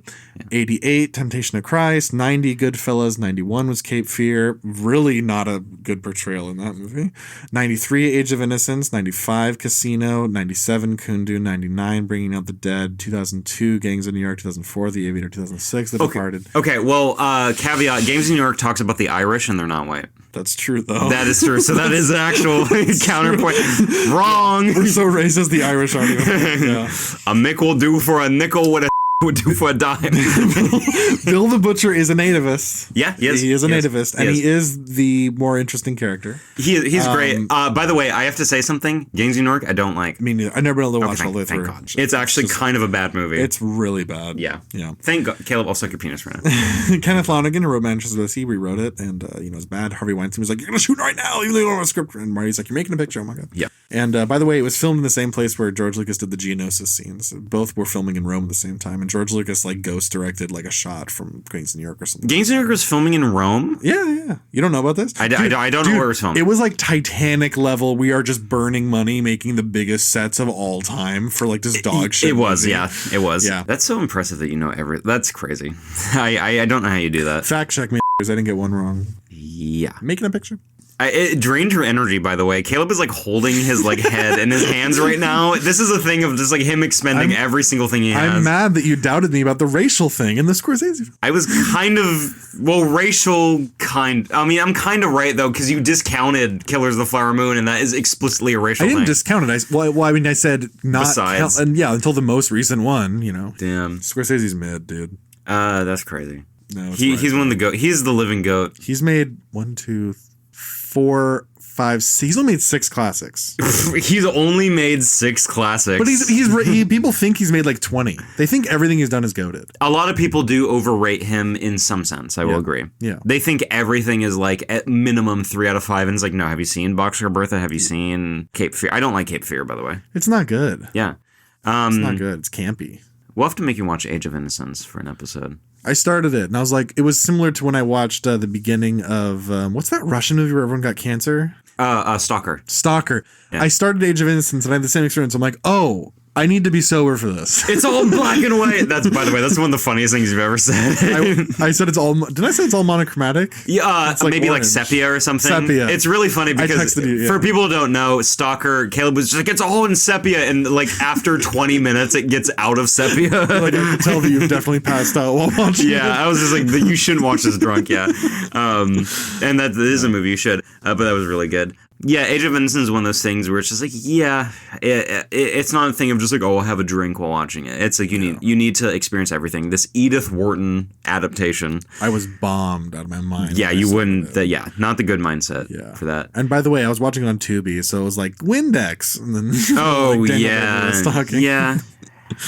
Dude, just come over to my house and we'll watch it. That's fine. Let's do it. Okay. Tell me about Rental Family. Yeah, I fucking forgot to mention Rental Family. Brendan Fraser, the Brendan Sance, as people have called it, after he was in The Whale and then Killers of the Flower Moon and something else. Also Scorsese. Oh my God. That nobody cared about. Rental Family, not great. It's basically the equivalent of Amazon Prime slop. It's something that you would walk in on your parents watching and then be like, yeah, I watched Rental Family and it was pretty good. It's a completely uninteresting look at something that I think is actually very interesting. For example, Brendan Fraser is what they would call in Asia a white monkey. And this is a Chinese term, but this does apply to all of Asia, where they have a white guy perform roles just as a group, as kind of thing like, oh, a white guy's here, Because they do love white people genuinely. As a grinder monkey for their entertainment. Sure. Yeah. In some cases. Rental Family, basically, he acts as a person who will go to funerals, show up, and take the blame for something. And this is a real thing in Japan where you can rent a person or you could rent a family and have them pretend to be your wife and your son. It's a job. It's a business. Japan is very lonely. I think this is a rather uninteresting look at the job. And it does something that I despise in co-productions. So I was talking earlier about Tokyo Vice, and it has Ansel Elgort in it. And to his credit, in a lot of scenes, he will just be speaking in Japanese, because this is based on a real guy who does speak in Japanese fluently. And most of the scenes are pretty good. But in Rental Family, there are scenes where, for example, in the movie, Brendan Fraser has lived in Japan for 7 years. That is long enough to be fluent. And he mentions he is fluent. But there are times where he'll say oh, wakarimashita, or something just a random word arigato. And then all of a sudden some Japanese actor is just oh, so Brendan Fraser, you want to be the rental family? And it's wait, hold on. So he had to learn English for his lines, but Brendan Fraser didn't have to learn Japanese. And I think it's an extremely lazy way to film something. And it's one of my pet peeves that stop me from really enjoying this at all. Because if you're going to be a character, you need to go balls out. You need to learn Japanese, even if it's bad. Like Ansel Elgort in Tokyo Vice, the Japanese wasn't perfect immediately, but he did speak in Japanese to the characters who didn't know English. And I really hate this thing of, there's a scene in Rental Family where he pretends to be an interviewer for this retired actor, and his daughter's just entertain him, pretend you're from a magazine or something. And he comes in, he's just he says something in Japanese. He's just I'm an interviewer. And the guy's oh, cool, in Japanese. And then in perfect English, he's oh, so you're here to interview me. And it's wait, hold on. I don't think this old dude who's only acted in Godzilla versus Ghidorah or whatever is going to know perfect English. And there's an entire scene that made me just pause the movie and laugh because the same actor sends Brendan Fraser is just oh yeah, in English. He's yeah, I was doing this thing, but then I got fired from my job or whatever. And he goes, oh really? What happened? And it's so bad that it took me out of the film. I would rather Brendan Fraser have learned Japanese or it would be entirely in English. Yeah. Just go one way or the other. I hate this flip-floppity thing. It just seems so lazy. Don't learn how to say arigato, gozaimashita and all that stuff. And then that's the only thing you do. Go all the way. You're an actor. You were in The Mummy. Not that there's anything. Yeah, you were, but I found it incredibly lazy. And it got on my nerves. And to other people who don't care about this shit, and I'm just being autistic, they'd probably be that's fine. So basically you watched a movie where Brendan Fraser is speaking Japanese. Yes. Yeah, they're actually doing that. And it got on my nerves at a certain point. Hikari is a Japanese-speaking female director, who did Beef, like I said earlier. I didn't like this. I thought it was incredibly lazy. I don't get the praise. A lot of people said, oh, Rental Family, very few, but there are a ton of people online in circles who were just Brendan Fraser, the script, it might be 5 stars, might get Oscar. I'm there's no way this is getting an Oscar. And I saw it, yeah, I was super right. Yeah, I don't know who thought. They were smoking crack when they said that, if anyone was saying that. Yes, I have to say, anybody who thought that you have Down syndrome. Whoa. Yeah, I wouldn't even say this is really a parent recommendation of just oh, they're interested in Japanese culture or something, or they want to see something interesting. I feel a lot of parents would find this vacant And I'm kind of surprised that Brendan Fraser even agreed to this, because I feel like this is kind of beyond him, given his new career trajectory. I feel like he shouldn't stoop to this, like, meaning slop. There's a lot of Oscar winners, like Cuba Gooding Jr. is a good example of this, or Troy Kotsur. You know, there's a lot of Oscar winners who it's like, well, do we even need to give this to you? Because we really know that you're never going to do anything like this again. Mm-hmm. Not that The Whale is like brilliant, like as a movie. You know, he's great in that film. Yeah. And, you know, he's given good performances, but like, it's kind of this weird thing of like, well, do we really want to give you this award and put you in this? You really want to enter into this class of people that you really don't belong in? Because you're never going to be good again. Yeah. And when I saw Killers of the Flower Moon, I said, whoa, he's bad in this. He's giving like an entirely different performance than everything else in the movie. Yeah. Yeah. And he was also, have you ever seen Gods and Monsters? I know that film. Yeah.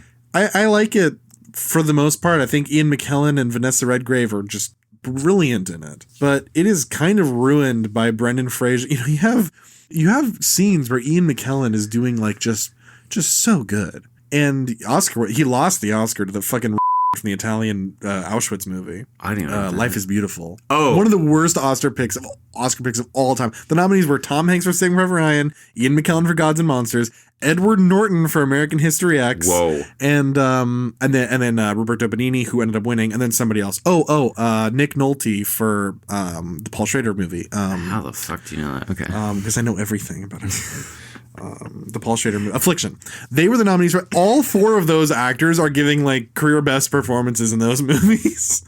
And then Roberto Benigni won. Anyway, when you watch Gods and Monsters, you're like, wow, Ian McKellen's like giving monologues and he's like, and the thing is, the gas masks, I was in the trenches and this is what happened. You see my friend, because he's gay, man. So this was his boyfriend basically. He didn't get out there in time. He was in no man's land and I knew he wasn't back in time. And then Brendan Fraser's like, what's the meaning of this? You some kind of oh my God, Brendan, please. He's bad in that movie, and you know he's good in things. Like, you know, he's great in The Whale. And story time. My mom had a crush on Brendan Fraser, so we had a VHS tape of The Mummy. So like every time, like, you know, after school, it's like we're done with homework and we just wanted to vibe. My mom was just like, "Oh, I'll put on a movie. I'll put on The Mummy. It's okay." I've seen The Mummy like literally countless times. Yeah. I don't know how many times I've seen it. That and like Attack of the Clones and Revenge of the Sith, because I had the DVDs for those. Revenge of the Sith. Welcome to Earth. Yeah, I've seen that. I've seen it literally. When I say countless times, it's like I genuinely do not know how many times I've seen it. Yeah. But a lot. I know. Attack of the Clones is great. Pretty much everything. It's way better than Attack of the Clones is not great. But as a kid, you're like, oh, when they land on Geonosis and the dust is kicking up, that's cool. Dude, they filmed Gangs of New York there. They filmed it in Geonosis. They really did, though. Did you know Bosk and Dengar in Gangs of New York? That's so fucked up. That's true, though. Concentrate firepower on the nearest starship. And then they shoot down the big testicle and it explodes. Oh, yeah. Dude, that dust, like, footage, not a single frame of that is real. It's all of visual effects. And it's amazing. It's great. It is great.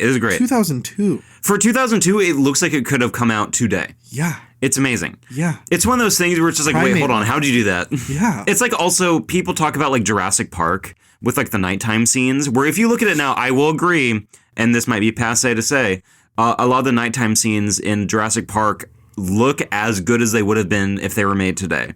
They have aged extremely well. After 30 years, they look impeccable. Yeah. As realistic as you could with like actual like I don't want to say like, what do you call it? Like, it's not puppetry. Practical. Yeah. Yeah, it looks as good as you could make it. Filming a real object with actual lights so that you have a reference when you go back and hit the fucking tell sauce. The Japanese people to... Fuck. Did you see Train Dreams? I really did. Me too. I watched it on Netman. It was good. It was good. It Moving was on. Sorry, baby. let me say a little bit about Train Dreams, because we haven't said anything ever. That's true. Train Dreams, it is a Washington film, which I love. Yes. I love when movies are filmed here. It was filmed on location in Spokane, Colville, parts of Snoqualmie.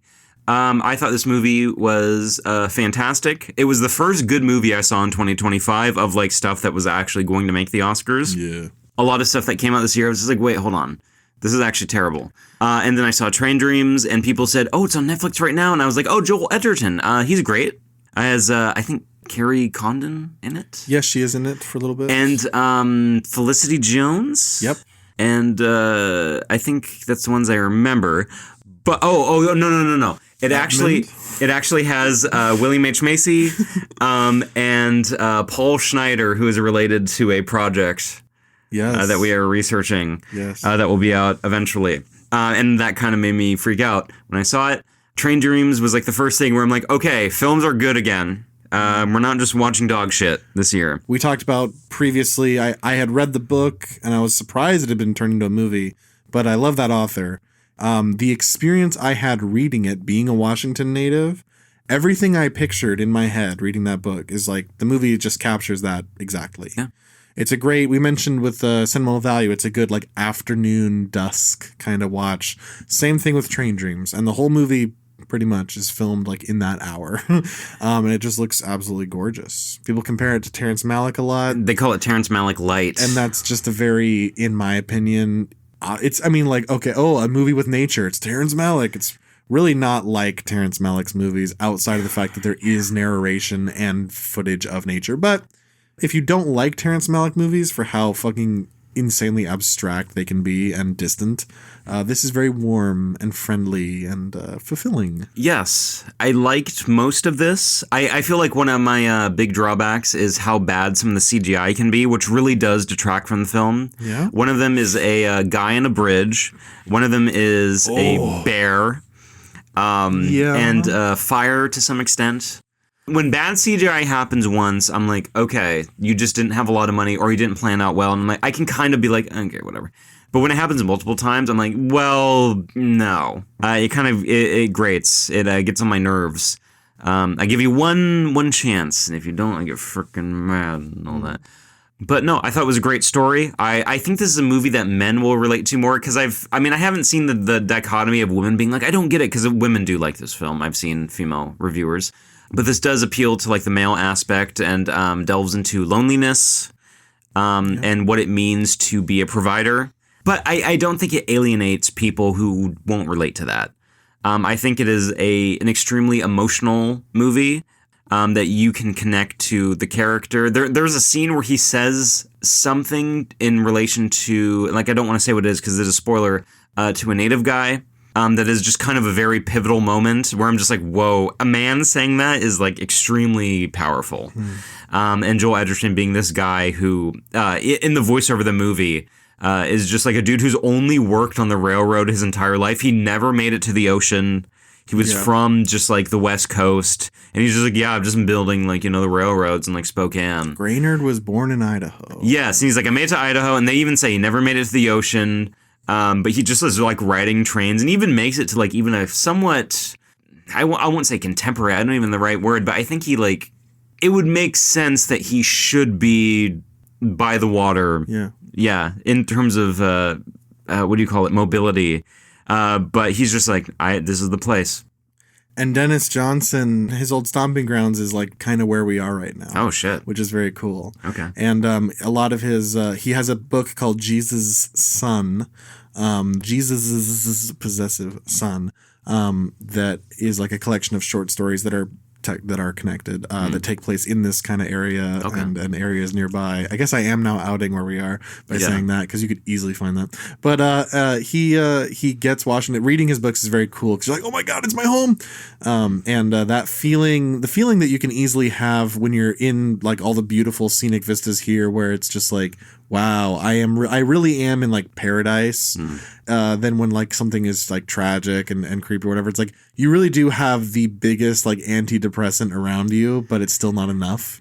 And that's something that his books can capture, and this movie taps into, which is, also feeds into the male loneliness of it and kind of the stoic. There's a kind of a braveness to how the movie isn't like sappy at all. And I've seen a lot of people complain. This is one movie where I am aware of the detractors being like, nothing happens in the movie. If you watch this whole movie and your reaction is nothing happened, Jesus, I'm sorry, you have like a baby IQ. You're actually just wrong. You're like just objectively wrong. You're crazy stupid. Yeah. Like, you're fucked up. If you don't think anything happened, I really can't help you. I don't know. Yeah. Train Dreams, I recommend. I believe it's still on Netflix. It's a Netflix original, so it should be on there for at least 2 more years. That is great until they somehow just like lose bandwidth and they say we need to get rid of every original that we got the rights to. This isn't what I would call like an ugly cry movie, but I definitely teared up. It does delve into the male psyche in a way that I think is interesting, that doesn't alienate people who wouldn't relate. Yeah, good movie. You finally saw Sorry Baby. I finally finished it, yeah. We talked about it like months ago now, and I had watched like 20 minutes and I was very irreverent.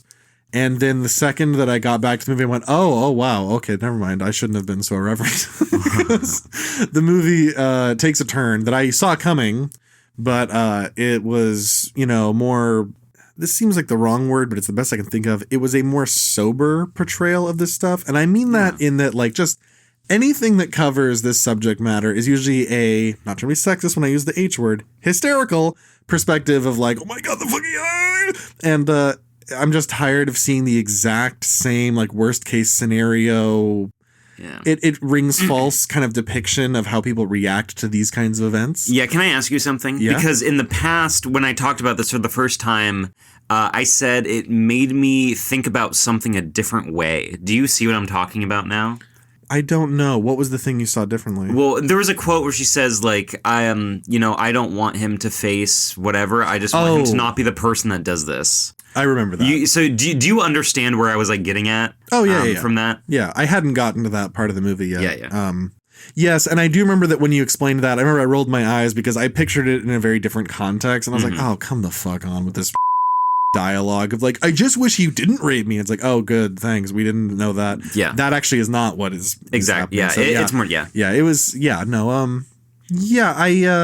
moment is good. It didn't change the way I think about it. Neither for me. It showed me an interesting thing where I'm just like, I've never considered it that way. Oh, okay. It doesn't change my opinion, but I do like to have my viewpoint challenged by an intelligent film. Yeah. And that was one thing where I'm like, Sorry Baby is intelligently written. Ava Victor, the actress, I thought was interesting. I don't like her as an actress. Her presence was irking to me, and I get it. The point is like that this is a different kind. You're not used to seeing this sort of, because she's standoffish to people and everything, and not that you need to be like sympathetic. I mean, obviously, like, it's like Hamlet. It's like, well, yeah, you're gonna feel for the character who went through the really bad thing. But I didn't care for her character that much. I didn't find it to be funny. There's a lot of attempts at humor that just fell flat for me. I don't really respond to movies where the humor is like, I'm just saying exaggeratory and obviously big capitalized, this should be bolded, like, pay attention to this kind of dialogue, but I'm delivering it very blandly. Like, I just don't find that funny. So that didn't really, it wasn't with me. My thing either. Yeah. Overall, yeah. Yeah. And her character is really one note in that regard. So I didn't really care for. Maybe it's not even really the actress. Maybe she would be great in other things. I don't know. This is the only thing that I've seen her in. But ultimately, when I watched the rest of the movie, I said, "Oh, okay, that was fine. I'll never watch it again," and I haven't thought about it since. I think that the integration of the romantic subplot is so useless and just uninteresting. I was like, I don't care. Yeah, I found the relationship between her and her friend to be almost as useless and uninteresting. And I found the ending and what the title relates to be corny and predictable. So, it's like everything, not that this is all like 0 out of 10. It's just that everything was just like a below average for me, So ultimately, when I ended the movie, I went, all right. Cool, I watched it. I've now seen Sorry Baby. I'm not a misogynist. I watched a woman movie. I got through the woman movie. Yeah. I finished the fish movie. This wins the soy sauce award for covering the fish smell. It was kind of tolerable. It had highlights. I think the scene after the assault where she's recounting it in that like long one take of her in the bathtub was well done. That's the highlight of the movie. There are well done moments where I would like to see this in a more competent movie in the future. Sure. Where I want to see the people who made this do something better. because, you know, we don't hate indie movies. I want more indie movies, actually, if anything. I like indie movies. Yeah, we love them. I want to see more of this. I thought it was a little messy, like I said in the past review, but it wasn't grating, which I thought it was going to be, so I can give it props for that. I thought it was going to be like this Lena Dunham, like, girls style thing where I'm just like, turn it off. But it wasn't, which I was actually oddly surprised by, where I'm just like, hold on. This is actually competent. This isn't going to make me hate all women tonight. Yeah. So I was like, wait, hold on. Okay, this has some legs. I feel like we need to talk about it. Do you know what I just realized? What? This is a fish movie, and the fucking rapist is the dude from the fish scene in The Irishman. That's him. Louis Cancel Me. Something. Yeah, his name is like Cancel Me. It's really funny. Very wop looking guy. He was also in Killers of the Flower Moon. He's the guy who's just like, well, if I adopt these children and I kill them, can I have like... Can I have the money? And they die, like, can I have the money? He's like, what are you talking about? Like, stop saying that. Holy shit, dude. Yeah. He's a dude where it says, like, he was shot like 100 times in the head. And it's like, Yeah. By the way, The Irishman, funniest thing, like, this might be one of my favorite, like, running bits of all time in a movie, of just saying that, like, this dude was shot like 50 times in his head. Every time he got his head cut off and put in like a meat locker and all this stuff. Yeah. That's the best part in The Irishman. It's so good. And there was that one guy that like breaks the thing where it's just like died of like, old age, loved by all. He's the one guy in the movie. That's fantastic. Yeah. That's why I can't hate The Irishman more than like some people. Yeah, 5 minutes of The Irishman is better than 2 hours of Sorry Baby, though. I hate to say it. The way that, white people make better black movies than black people, I think men need to start making the fish movies. Because Noah Baumbach's made the only good one I've ever seen. He did co-do it with Greta Gerwig. Sure. And she knows the lore, and she's fucking penis. Does that make sense? Speaking of whammon movies, The Housemaid. Yeah. With Sydney Sweeney and Amanda Seyfried. Out now. Caleb, I think this movie cost like $50 million to make in general. Made $350 million at the box office. Sequels in development, and that's not a spoiler for anything because it is there's a sequel to the book. Paul Feig movie who did Bridesmaids and like Spy and a bunch of like Ghostbusters 2016. Yeah, movies that you would know if you looked up his filmography. Yeah. This is a movie that I will recommend in one sense. Gentlemen, you take your Foyd to see this. Yeah. Or you rent it at home, actually. And halfway through the film, you get a little sexual style with it. Okay. You will get penis touch to this movie. You will fuck and you will suck. Okay. I will recommend it for that thing alone, because I probably think this is streaming for free on something. You're saying the guy will suck. The guy will suck your clit in a fucked up way. Your clit. Okay. You're the listener's clit. The woman will suck your clit off your dick. I don't know what anything is. But no, I would recommend this in the sense, because it's like, because I told you before that like Park Chan-wook has some movies that make you go sexual style, like The Housemaid, or not, no, the Handmaiden. Yeah. I almost, god damn it. The Housemaid is like The Handmaiden and like Thirst, where it's like, if you're watching it with a woman, she will touch penis if you're like that way. Whoa. Housemaid definitely makes sense, because this is like a woman book where it's just like, oh my god, this guy, he has like a wife, and it's that thing of just like women want to like self-insert into shit, and it's like goon material. Okay. This is like a book that women are like schlicking to. Beyond that, not great. It follows all the beats you have. It has like a really bad Lana Del Rey needle drop for Cinnamon Girl, which is a good song, but it just doesn't fit in the scene. I'm a Lana Del Rey stan. I love her music. Whoa. People don't know that about me. I know a lot about her. You've outed yourself. I'm a huge FAG.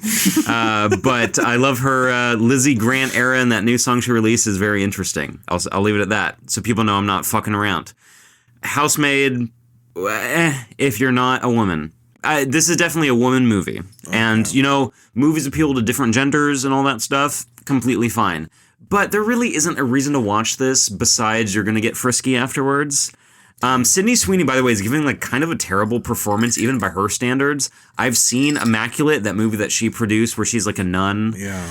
Which is, and she's acting in it. But this one, she's just kind of like, yeah, I'm the housemaid. She's not giving anything. But I will say this, conversely, Amanda Seyfried, fucking fantastic. She's a good great actress. Testament of Ann Lee is supposed to be out in like a couple months, but nobody's seen it. It got no awards noms. Brady Corbet's wife made that movie. Yes.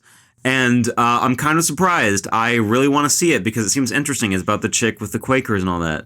I don't know why it's not in my fucking hands right now. Dude, they're just raped by the industry. Yeah, Mona Fastfold? I think yes. Yeah, the two of them, they write everything together. And she directs some, he directs some. And I'm watching their first feature, or Brady's first feature that they co-wrote right now. I started it. It's amazing. Yeah, and I'm like, dude, what do they have to prove? He made The Brutalist. I know. Do they need to do more? Sorry, go ahead. I don't. Yeah. I want to see Testament of Ann Lee because she's a great actress. By the way, guys, don't feel like that you're so above everything that you can't watch like female movies. Jennifer's Body, fantastic film. People say it's a chick flick, but I don't believe that. I think men can enjoy it too.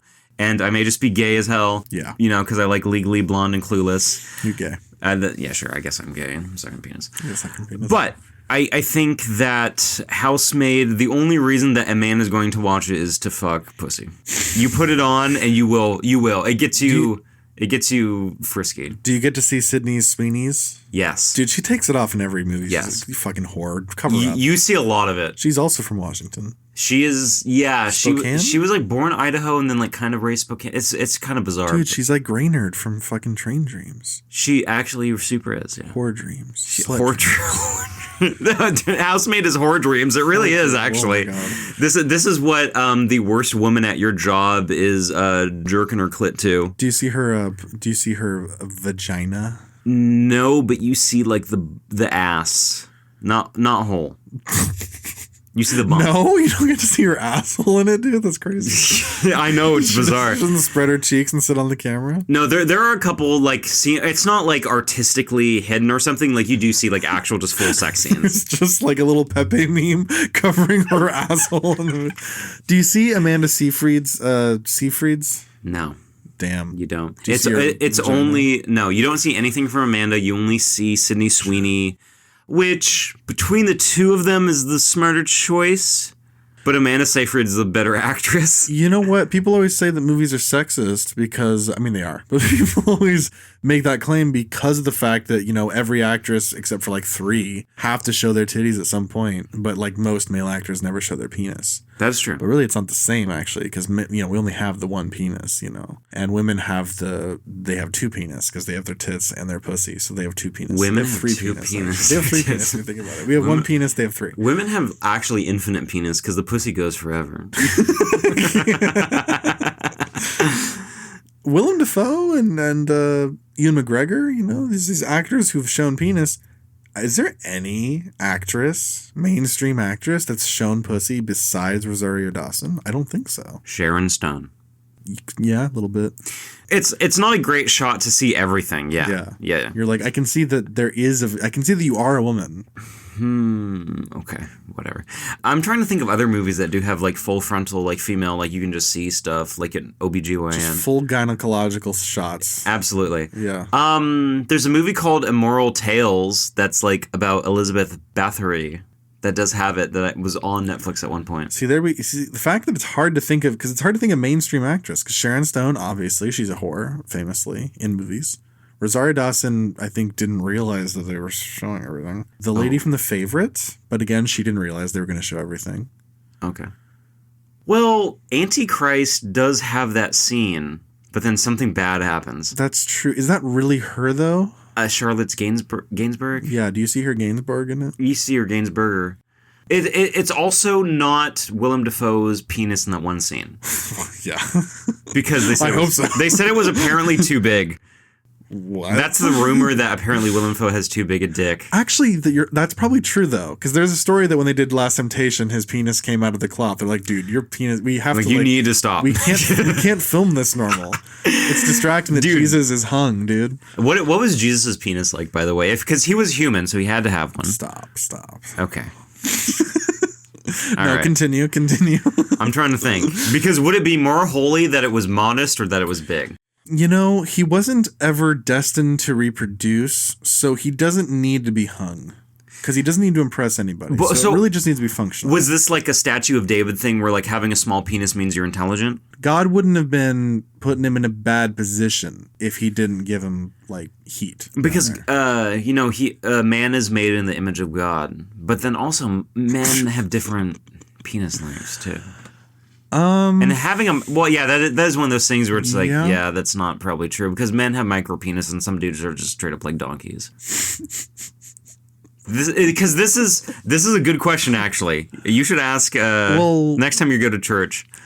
God made man and woman, so that would presuppose that if the genitalia is based on us being in the image of God, that God would have some kind of like Lady Gaga both genitalia down there kind of thing. You know what I mean? Or some like hybrid. Some kind of penis that splits in half or something, and he has like the predator mouth. Yeah, predator mouth is actually probably pretty accurate, but with a little thing that comes out like a penis.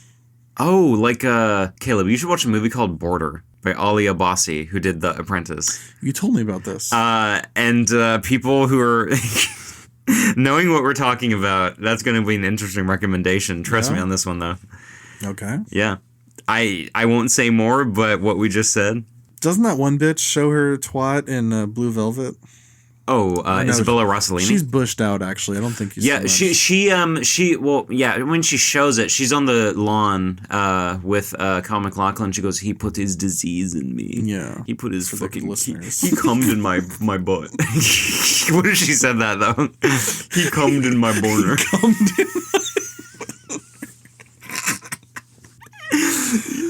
He did one big cum on me, and he's like, "Wait, what the fuck?" Cummed in my boner. In my woman boner.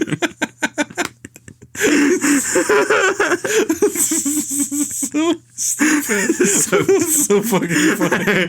He cummed in my fucking. The idea of watching that movie, everything else is the same, but then when they're in that horrifying scene, she says, "He cummed in my boner." He did the big cums in me, Jeffrey. He's like, "Wait, hold on." She fucks up the text. She goes, "He cummed in my butt, in my pussy, in my butt." And then Kyle looks at the camera and he's like, "You're keeping that?" He says, "Wait, what are you, some kind of Blue Velvet?" Oh my god. Nick, I think we need to end the podcast for life after tonight. Oh, Jesus Christ. I just looked at the time and I'm not going to tell you what it is, but it's really bad. Is it light outside already? Oh, it's kind of close. Damn. We be talking about Different Man. What the fuck is this? A Different Man, The Different Man. Renata Reinsva is in it, and she lets it all hang out, which was cool. Oh, nice. Just her two penises, not her bottom penis. just her boobs. Her two. Girl, show me your top penis. Don't want that. I can't even say. I'm the next time I'm talking to the Floyd and I'm just like, girl, whip your penises out. It's going to happen.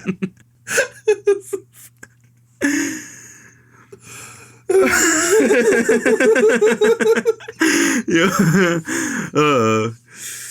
I can't.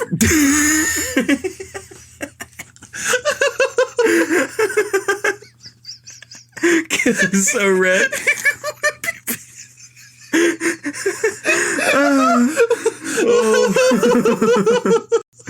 Oh my god, my throat hurts a lot. I've been drinking a lot to save my throat, but this is really bad. Oh my god. Okay, I'm trying to look.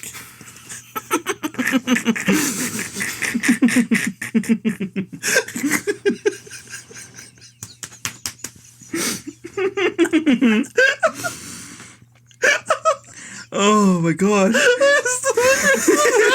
Why don't you? It's not really that funny.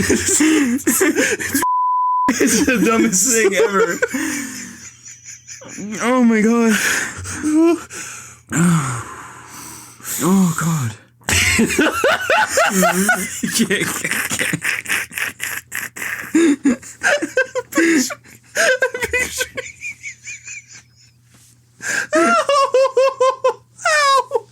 Oh my fucking god. It's hurting. This is like how Houdini died. Oh fuck. Okay. I completely broke me because the way you said that, I pictured you at your bartending job. And you're making like mild conversation with a patron, and then you just switch up and you go, "Hey girl, whip out your top penises."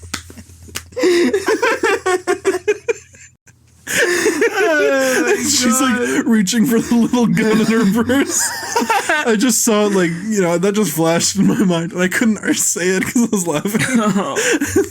I sounded like a crazy person. Oh, fuck.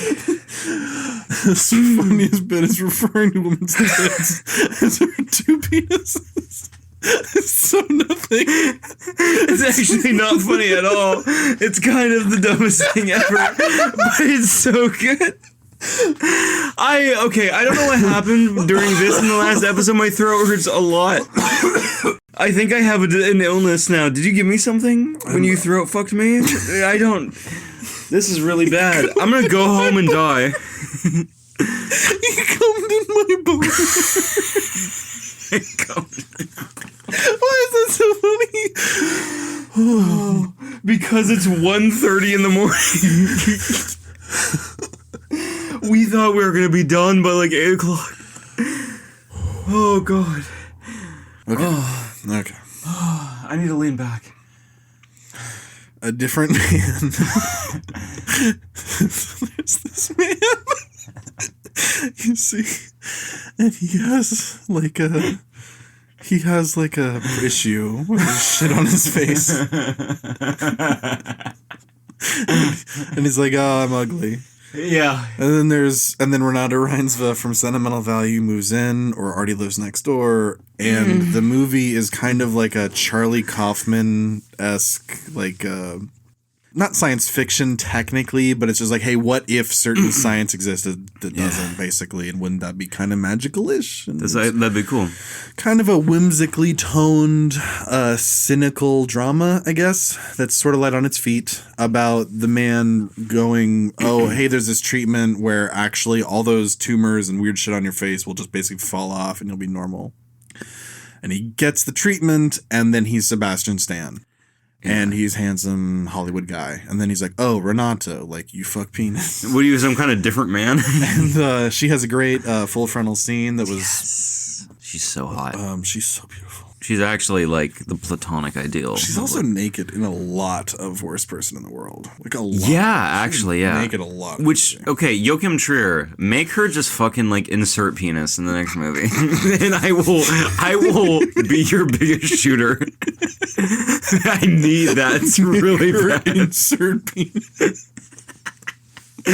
Fucking go, like, Gaspar Noé on that pussy. Yeah. Which you don't want to hear, because that's really bad. But yeah, Joachim, if you're listening, we're not Renata. If something happens, my phone number. Text me your fucking bow right now.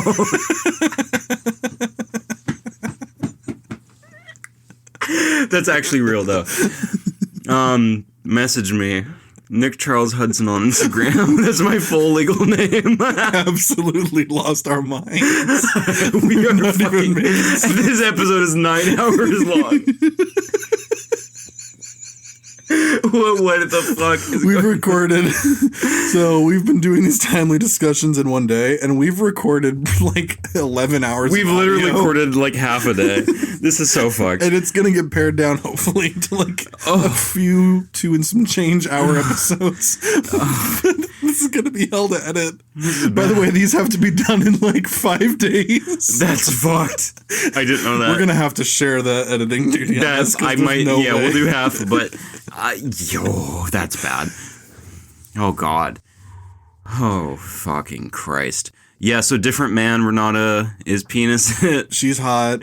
And then the twist is that, there's another guy who also has like Elephant Man syndrome or whatever. I think it's called the elephantitis, right? Sure, yeah, I think it is, yeah. And he's like all charming and everyone loves him, and Sebastian Stan's like, I'm beautiful, why does everyone like him more than me? Oh my God. And then Renata Reinsve's like, I find this elephant more interesting than you.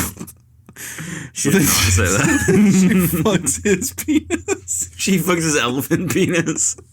She inserts penis. and then the movie's over, and I was like, what did I just watch? This is just, I just spoiled the whole movie. She fucks his elephant penis, and she says, wait, what, are you some kind of different man? And then the movie ends. She says, look at my movies, I'm about you. She says, you cummed my boner, and she says, say that again.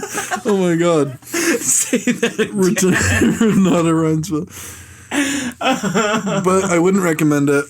And if you're on HBO Max, you might see a recommended title called A Different Man with the man who played Trump. Okay. Boring. Yeah, because I saw it when I had HBO, which I do again now, and I was just like, I don't care. Yeah. But you know what movie I do care about a lot? Ella McKay. Oh my god. Ella McKay is like the room level bad. I am kind of baffled that this movie exists. It is by James L. Brooks, who's made movies in the past, and I forget what they're called, but they're actually good. Yeah. For some reason, Julie Kavner, voice of Marge Simpson, is just narrating this movie. And I don't get why. It's because this is like at the end of The Simpsons, you see like that production company where the people shush in the theater, and it's like, it's like Gracie Productions or something. Yeah. And I guess James L. Brooks, who was a writer in The Simpsons, just brought that company over, and he's just like, I need Marge Simpson. And she's like, I know Ella McKay her entire life. Homie, I knew her, and she was the lieutenant governor of the state she was born and raised in. Homie, Ella McKay is fucking her husband in the apartment.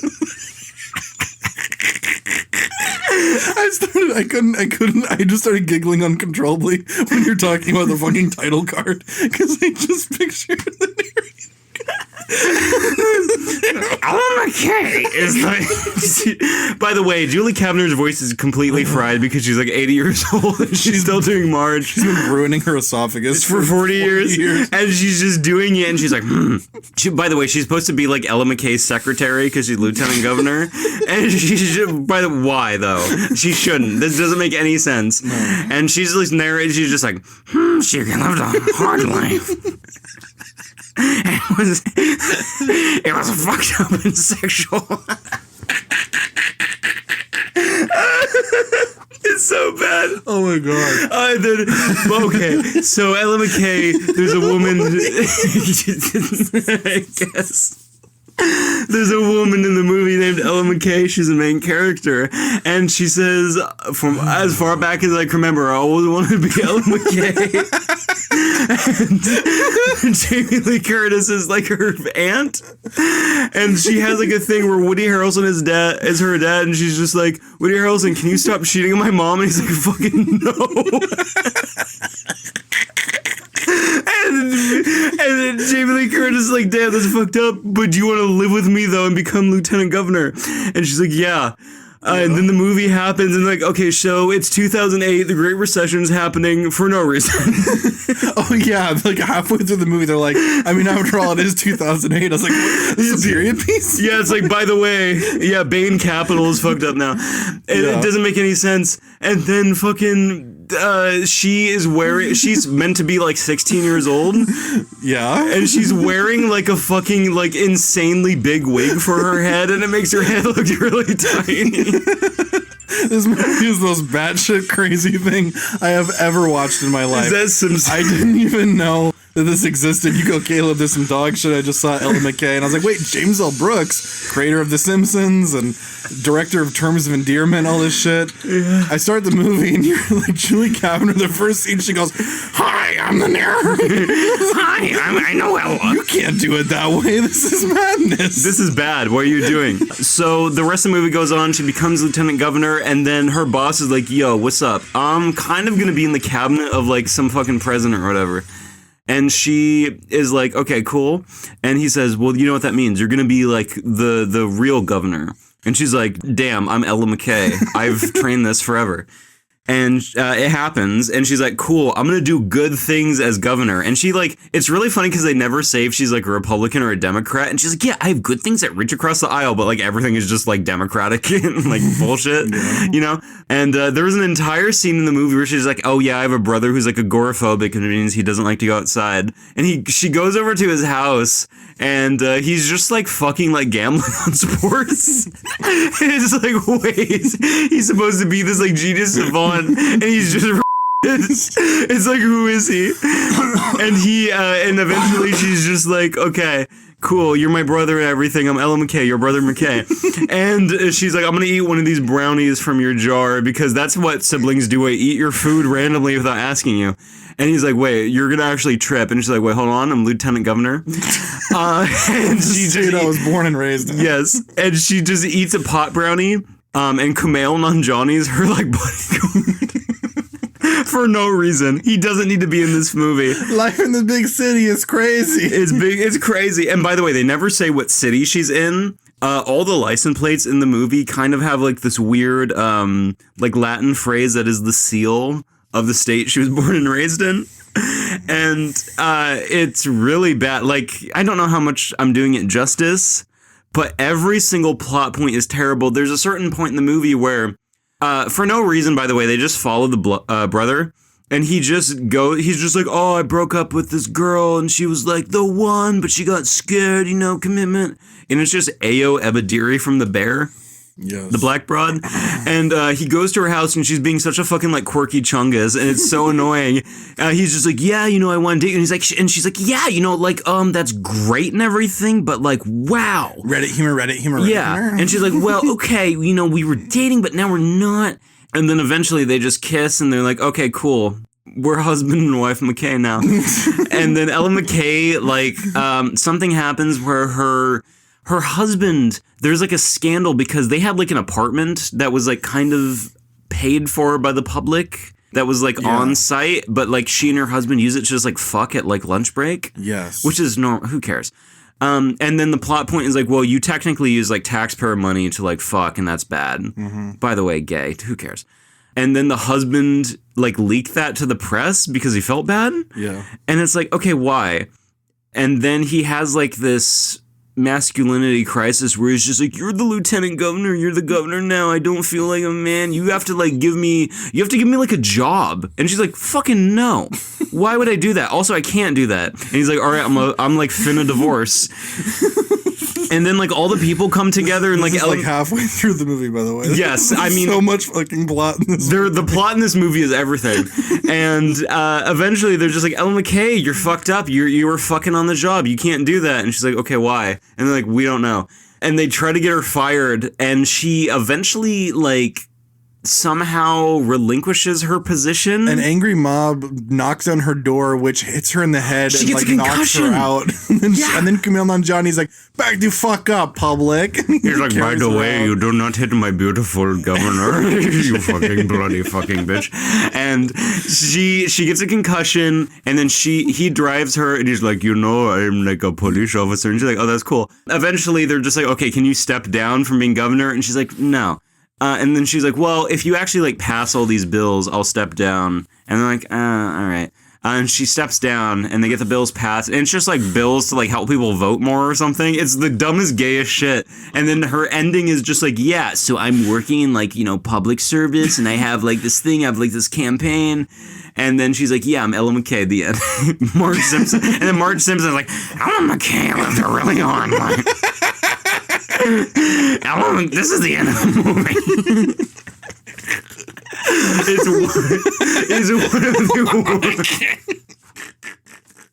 It's one of the worst things, but also one of the best things. So this is a recommendation. I told you the entire plot. Yeah. So here's the thing: you get drinks, you get weed or whatever the fuck. You do coke. I do not do that. Actually, I can't say that in here. But you do a lot of things. You watch this with your friends and you say, this is fucking terrible. I can't believe the guy who's made real things made this. Because it's every movie. Every person is directed in a different way. Because Ella McKay is like, yes, I'm so spunky and I'm going to be the lieutenant governor. And then Jamie Lee Curtis is like actually just like kind of acting her ass off, but like in a bad way. Yeah. She has like a line where she goes, Ella, you lied to me? And I have to say, if you lie to me, it will ruin our relationship forever. So Ella didn't lie. It's psychotic. It's one of those things where it's like, wait, hold on, which movie am I watching? It's like 10 different things at once. To me, James L. Brooks, the guy who made this fucking catastrophe, Ella McKay, he's like a weird chromosome Kubrick. Kubrick. Starting in like the early 70s, Kubrick's like, all right, one movie every 10 years and then I die. And then James L. Brooks is like, all right, one movie every 15 years and I don't die and I actually get worse every time. The fact that Marge Simpson is narrating it, by the way, only some of the time. She looks like she has like thyroid cancer, by the way. She looks like Roger Ebert after the surgery. Oh, she does, The movie just starts, it like jump scares you with this like 98-year-old bitch going like, hi, I'm the narrator. So Ella McKay has an interesting story. And also, I'm fucked up.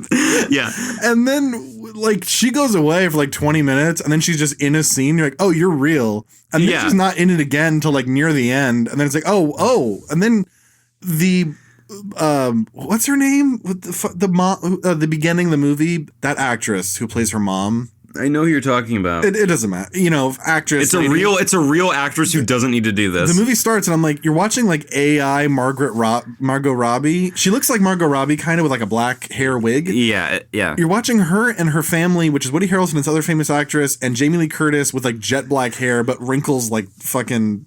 It's like Irishman de-aging. Yeah. And it's setting up this dramatic scene where, as you said, they're like, can you stop cheating? Woody's like, no. No, why would I win? Because I love cheating and also your dad. And then the next scene is like, hey, it's 30 years later. Your mom's actually dead. Your brother is like not in the movie. And then like Jamie Lee Curtis and her have this like really weird dynamic where she sees a boy crawling out of Ella McKay's bedroom. She's like, holy shit, in the state I was born and raised in, that's not normal. Yeah. And then she chases the kid down and he's like, fucking, I don't know you, lady. And she's like, Ella, you need to tell me the truth. And then as she's leaving the house, she says, did he use a Jimmy? And she goes, what? And Jamie Lee Curtis looks both ways and goes, I can't. Who's the guy who works at the power plant that dies? Uh-huh. Okay. I know more about Simpsons, I guess, but I don't know. Anyway, this is a very like what's his fucking name? I don't know, dude. He's a dude with a tie. Why am I forgetting his name right now? He's the he gets mad at Homer. Like Homer tries to eat like the radioactive stuff. He's like, "Are you insane? You almost died." It's like Frank, who was like an early Simpsons character. She's basically acting like him. Okay. A lot of Frank Grimes. I am so glad I remember that name, and I don't have to do it in post. Frank Grimes. She's acting completely like him. Just like a complete like spoil sport over like everything. She owns a bar at a certain point, just like the Tender Bar. Yeah. Callback. And Woody Harrelson eventually comes in. He's just like, yo, Ella McKay, I'm your dad. And she's like, okay. And then he's just like, I kind of did a lot of bad stuff. And she's like, but what? Like, what did you do? I want to hear you say it. And he's like, I don't know. And then she like leaves and she's just like, I need to fucking run my state. Get the fuck out of here.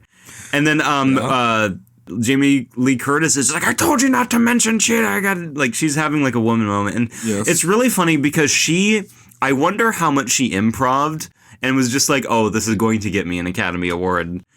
Probably a lot that she doesn't deserve. With the Jamie Lee Curtis once their relationship, because it's like 30 minutes in and I wrote down, when is the movie gonna start, because it just keeps changing, introducing new characters and doing dumb shit. Every scene it's the opposite of Marty Supreme. This movie's like, hey, I know this guy's juggling 93 balls, but what if we added infinity more? Every single scene introduces like new characters, new subplots, multiple romances, political backstabbing and backdoor deals, and like reparations made between sibling and then like parent and budding friendship with the Kumail thing. And I was like, what the fuck am I supposed to be every feeling? Movie. It's unique. It is unique. Uniquely bad. Yeah. And trying to analyze it sobered me up really quickly.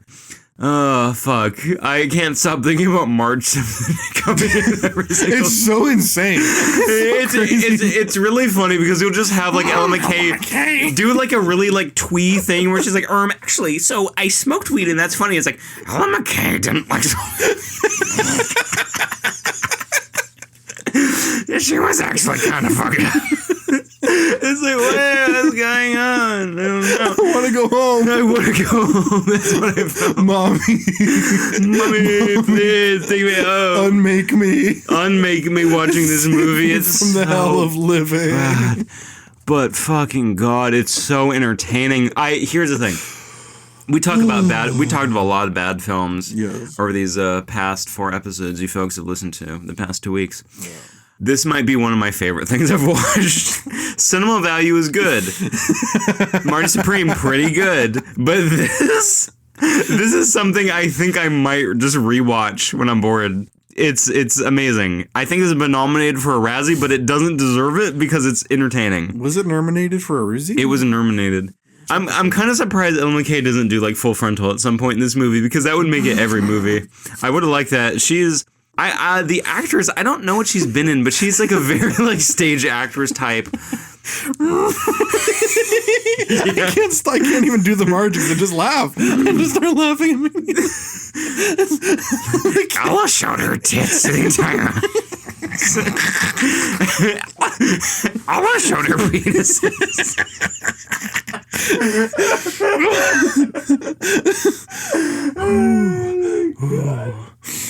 Oh my God.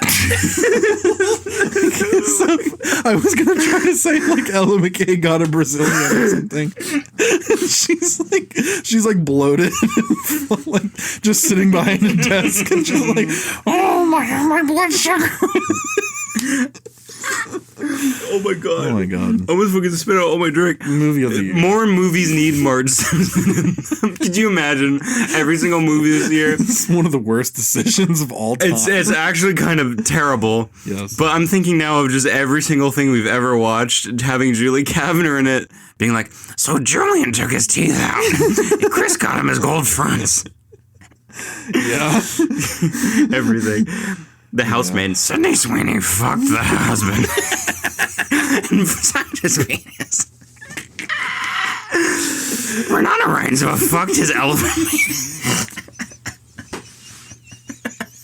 He says, hey girl, show me, say, hey girl, show me your penis. Girl, show me your penis. I'm Marge Simpson, fuck my penis. It's so bad. I'm like George Floyd. I can't breathe. I fucking breathe. Oh my God. This movie will take you to Cup Foods. This movie will give you a fake 20. It will fuck your ass. This is fucked up. Ellen McKay, best movie of the year. Golden Globes, Oscar. Bone Temple, fuck off. Souvenir 1 and 2. Here's a souvenir of my fucking dick. Ellen McKay deserves everything.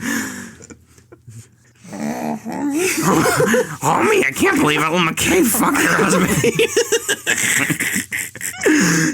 I really could just listen to that for hours. This is so good.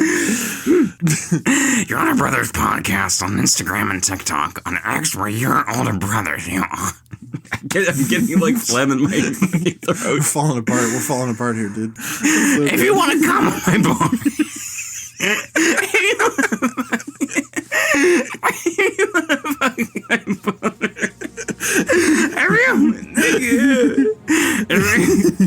You can't do it. Girl, show me your top penises. If you want to show us your top penis and fuck our boners, send us an email. Your older brother at gmail.com.